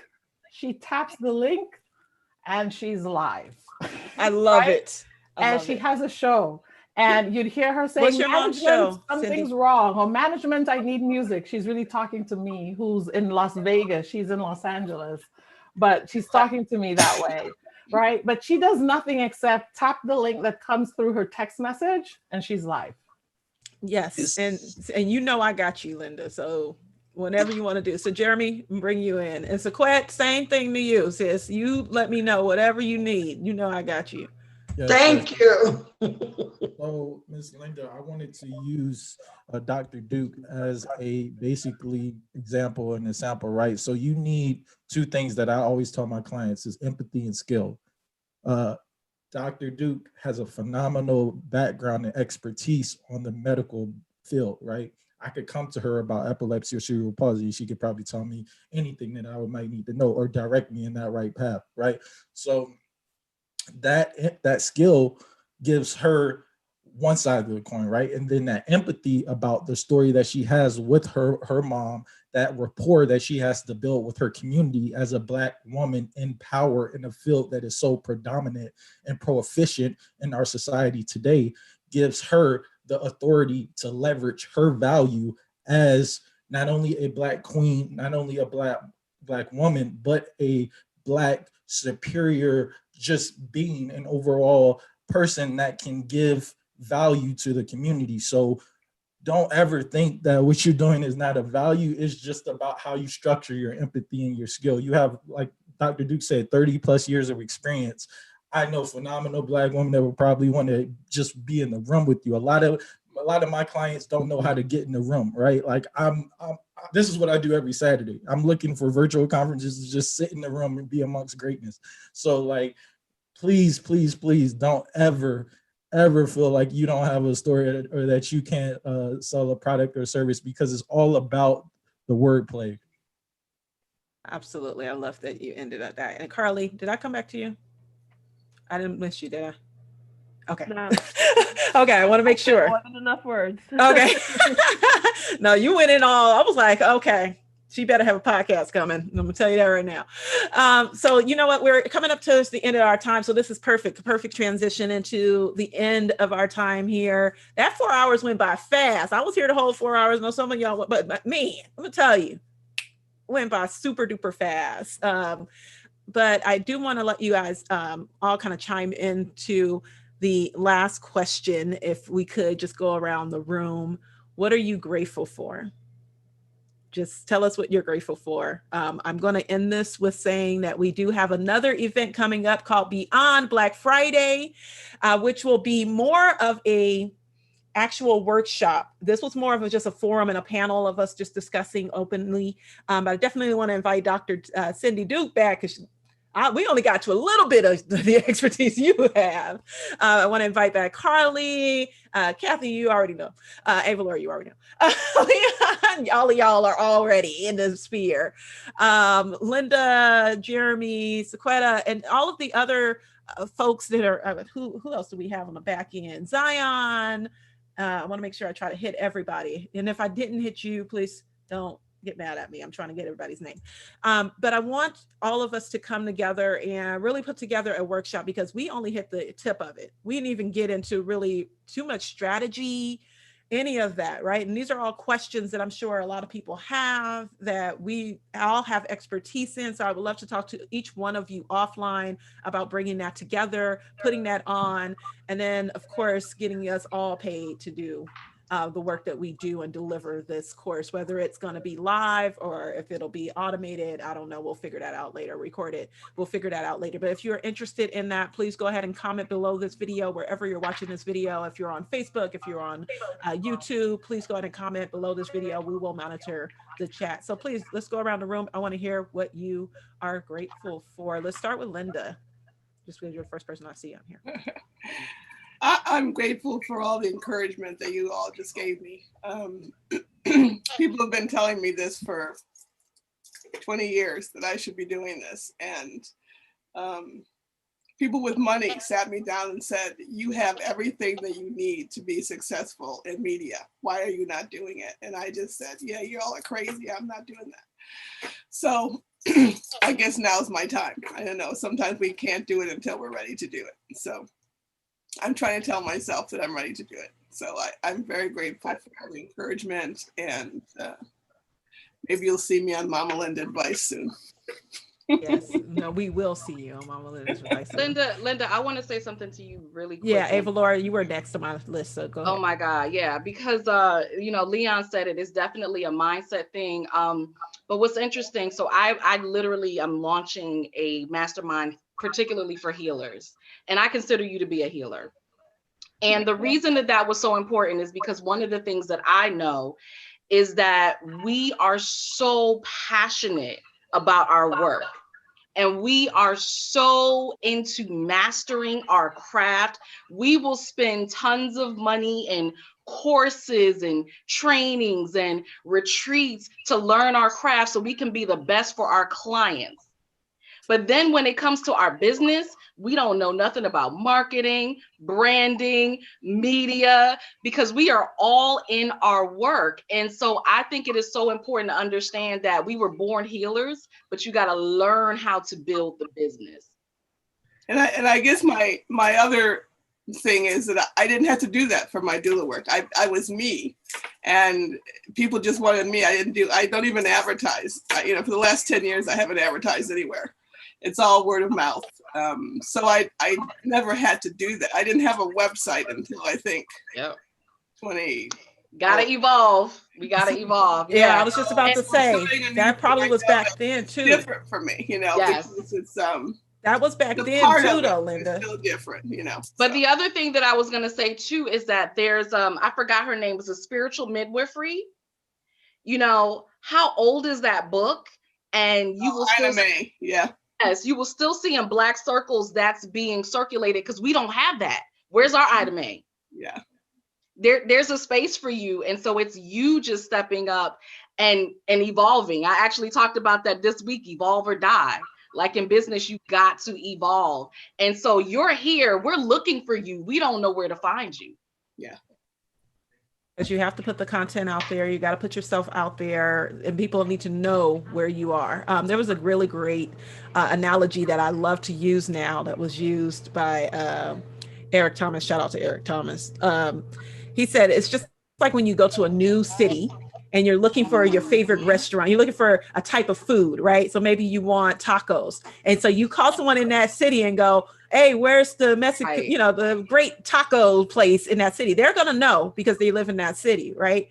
So it isn't that place didn't exist before they told you about it. It's just that you have to become aware of the place to go to the right place, right? And so if you don't put yourself out there and people aren't aware of you, then they don't know where to refer to get that information. So you have to put yourself out there so people can refer to you. So Ava Laura, go ahead. What are you grateful for? I'm grateful for so many things, but this year in particular, I'm grateful that, even though it was such a traumatic year for so many people, I'm so grateful for COVID and how it allowed me to shift, and how this was hands down one of my best business years yet. So I'm just grateful that I was able to really make lemonade out of lemons, and be able to shift and pivot and use all these things that we've been talking about all of these years, and not just talk about it, but had to put it into action and implement it. And so I'm grateful for that. All right.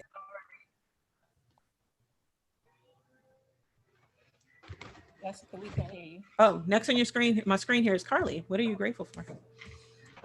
I'm grateful for seeing the resiliency of our people, on full display. We went through a pandemic, a worldwide pandemic, while also asserting our rights and saying never again, with a lot of the police brutality and issues and the murdering of our people, and teaching people to be effective allies without kowtowing to them, because I believe that in the past we did a little bit more where we shucked and jived to try to get them on our side, and now it's like, no, we're people, we're tired of repeating ourselves. You know, we had that group that showed Stone Mountain with guns. I love to see it. You know, like take their laws and use it right back at them, right? And even business wise, while so many businesses did go out of business, some of them were able to evolve, right? And we were able to see all of that too. And it just was a testament fully to our resilience and how being Black is exhaustive. I don't know how we look young forever because it's exhausting. How many different fronts did I just talk about that quickly that we had to wrap our mind about? And that's not even our day to day of us eating food for ourselves and our families, our love lives, you know, our careers, you know, what's going on with schools, like all that stuff. And I just love to see it. I know that a lot of us need help, but a lot of us are becoming cognizant of that. So in the mental health sphere, a lot of us are taking like, I need a mental health day, and that's something that I don't think Black people were ever able to say. You know, I'm 36 years old, and this is the first year I'm hearing it. You know, where it's normalized. So I'm thankful for that, in spite of our troubled waters, that we always seem to float our boat, right? So I'm very, very thankful for that. And I'm thankful for being able to network with just amazing people all the time. Y'all just find your ways into my lives. So you're stuck. Thank you. Next time I tell my story, how I meet amazing people, now you know. Y'all are all a part of that. So yes, so thank you again, Jessica. I'm thankful to you for putting this together and being okay speaking to a weird person. What was it, like 10 o'clock at night out of nowhere, super excited on the phone with you, right? Are you kidding me? Well, if you are in that group, I'm one of them. So we're amazing. Dr. Cindy Duke, if you could tell us one thing that you are grateful for. Yeah, I'm actually grateful to piggyback on what Carly said. I'm grateful for the opportunity that this year presented, despite the tremendous loss, the death, the fear, but it presented us all with an opportunity for introspection. And I think the level of creativity that's already come out of this collective introspection that's happened around the world is so amazing. But what's about to come from that is going to be incredible. I mean, people had time to actually go ahead and investigate, how do I invest in Africa? How do I pivot my business? You know, like Carly said, the mental health day, people started realizing, you know, I don't have to be in the office 5 days a week, 7 days a week to be productive. And so I'm really grateful for, I felt like, without saying it too loudly, because for those who've had loss, it won't feel like divine intervention. But at the same time, I felt like this was a divine intervention to tell us to take a pause, because humanity we were becoming less in tune with ourselves, less in tune with each other. And it forced us all to really connect and realize that we like talking to other people. We like being able to touch people, you know, we like having freedoms, and it forced some introspection that I think is going to change everything about our lives. Absolutely. Thank you. Sequette, I'm going to bring you up.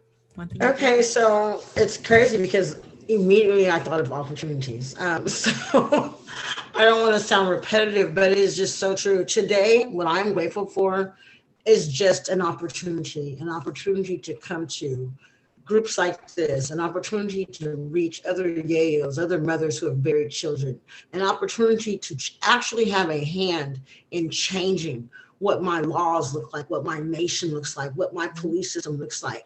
Actually, I used to always say, oh, I wish I was born in the 60s so I could be a part of the, you know, the civil rights movement.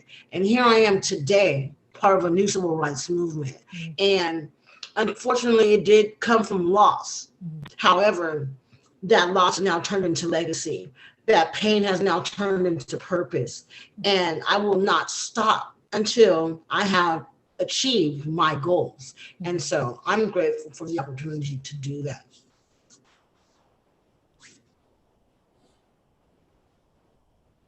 You're on mute, Jessica. And I'm talking on mute. Kathy, grateful. I mean, I I know we always say we're piggybacking on one another, but some of the things that I've said that I was going to do 3 years ago, I actually did this year. And it's not taking away anything from, it's not taking away anything like Dr. Duke said in terms of people experiencing loss, but it also had people reevaluate their relationships and whether they were playing around with their business or not doing the things that they were supposed to do. So I know for me, I had talked about a summit, doing a joint summit, really sharing how to activate something. And I did that with you, Leon, and Ava Laura. So that was one of the things. And launching my membership site, that is my spiritual gift of being able to train. And so has it caused people to stay inside? And yes, do I want to go outside sometimes? But I mean, I was always tied to my laptop anyway. So, I'm grateful for that. But most importantly, I'm grateful for health, because if you don't have that, you can't do any of the other things. Absolutely. Thank you. Jeremy, we're going to go to the men last. Make sure I didn't miss anyone. There's someone with a 916 number on. Are you able to? That's my mom. So the Sequita Thompson, that is my mother. That's she's the grandmother of Stephon Clark. It was her house that my son was killed at. Since then she started her own neighborhood association called Blessed Child, and so I'm just glad that she was able to join. And then Zion Tedessa, who is my CFO, and she is also the owner of Queen Sheba's restaurant. So. Okay. Yeah. Well, thank you. Thanks so much, Grandma, for joining. And we'll move to our men then. Jeremy, grateful, and then we'll move to Leon. So I'm thankful for the challenges and the struggles that curate the journey. I believe that you find a destination within the journey, and our achievements and our dreams and our goals and aspirations that we have in our mind are only a complement to what we can achieve as a Black culture. I'm super excited that I've been able to be productive, meaning that I've been able to apply my knowledge and execute on the leverage that I have to offer as value.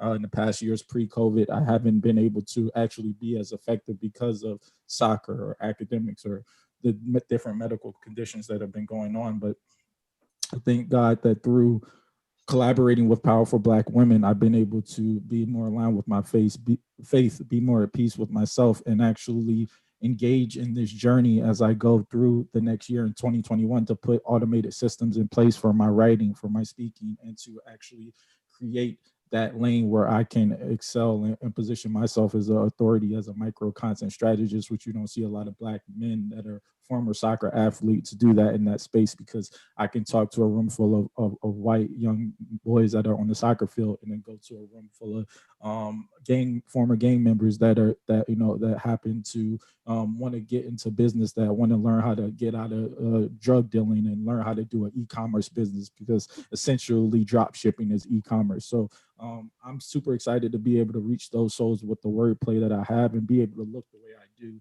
but to be able to just be able to have that connection. So thank you, Jessica, for this event, and thank you for everything that you're doing for the culture. Thank you, Jeremy. And Leon.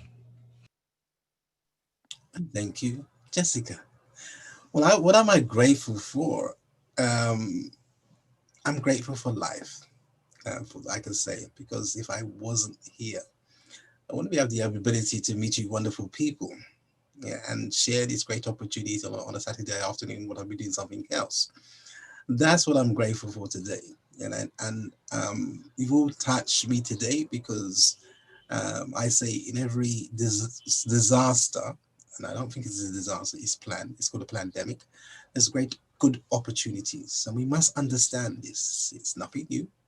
Yeah, we just got to pivot in this particular world. However, as I said, again, I just wanted to piggyback on obviously Linda again. A closed mouth doesn't get fed.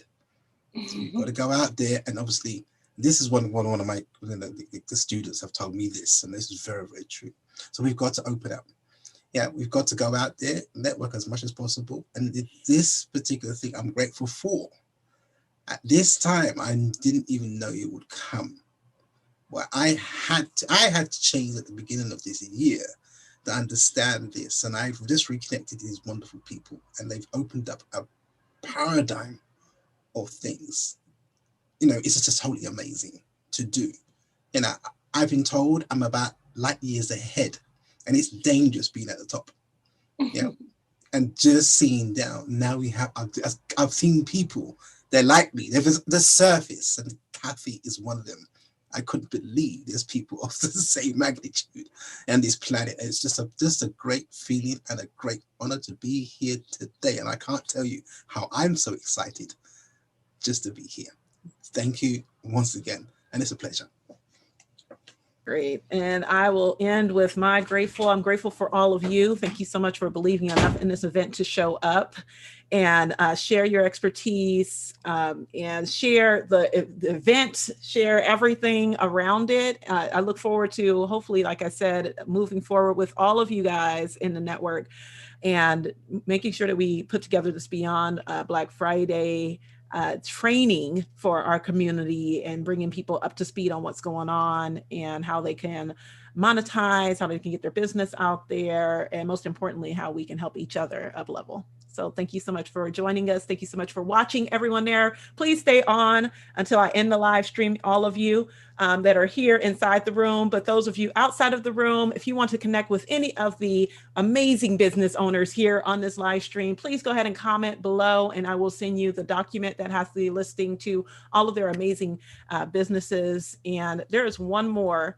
that I wanted to mention in the directory. So hold on one second. Are there any parting thoughts that anyone wants to give while I'm looking that up?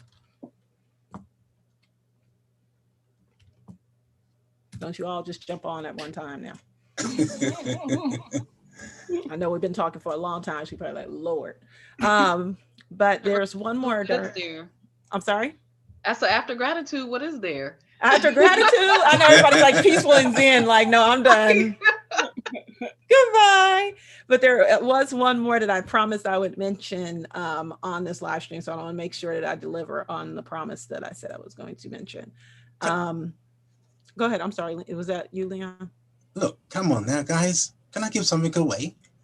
Oh, yeah, you did say you wanted to give something away. I'm giving, listen, let's see, whoever's listening today, guess what? This the first person that messages Jessica gets a complimentary consulting session with me. Talk about your business. It's worth $100 US.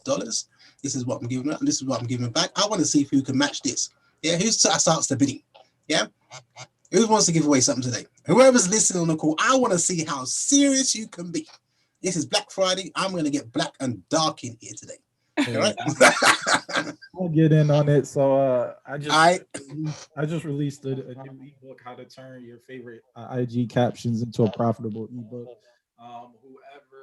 Whoever basically names the city that so we still live streaming, right? Yes.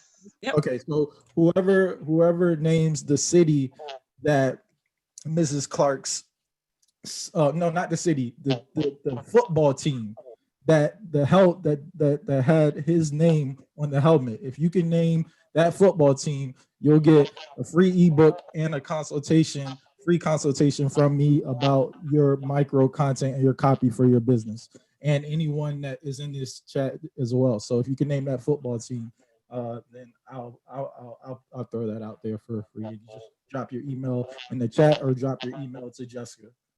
Awesome. Yeah, so you definitely looking for somebody that was listening and paying attention. Oh, I yeah. heard it. Oh, yeah. So the guy that I was going to mention that I wanted to mention when we were talking about the directories, it's called In Her Shoes blog. It is by the Black woman who created the Netflix series. I believe it's called She Did That, right? You guys correct me if I'm saying that incorrectly. Oh yeah, that was good. Yes. So she has a directory of 75 women-owned brands to shop. And so I want you guys to check that out. Once again, it's inhershoesblog.com. I spoke with her on LinkedIn and she was like, yes, please, put that out there and let people know that it's available. So I wanted to make sure that I mentioned that while we were on the call. But thank you so much for watching, you all. I really enjoyed this. I feel like we need to do this more often and maybe just have it centered on one topic. It's having a lot of different topics. It's too much, but I think we just go in on one topic. Oh yeah. Sheena. Okay. Sheena, go ahead and come up and tell us your name and your business really quick and we'll end with you. Am I saying your name? Is it Sheena? Sheena? I'm horrible with names. Shania. Shania. Thank you. Linda, I'm gonna have to, a matter of fact, you know what? I'm gonna hear you in my dreams. Jessica, you're muted.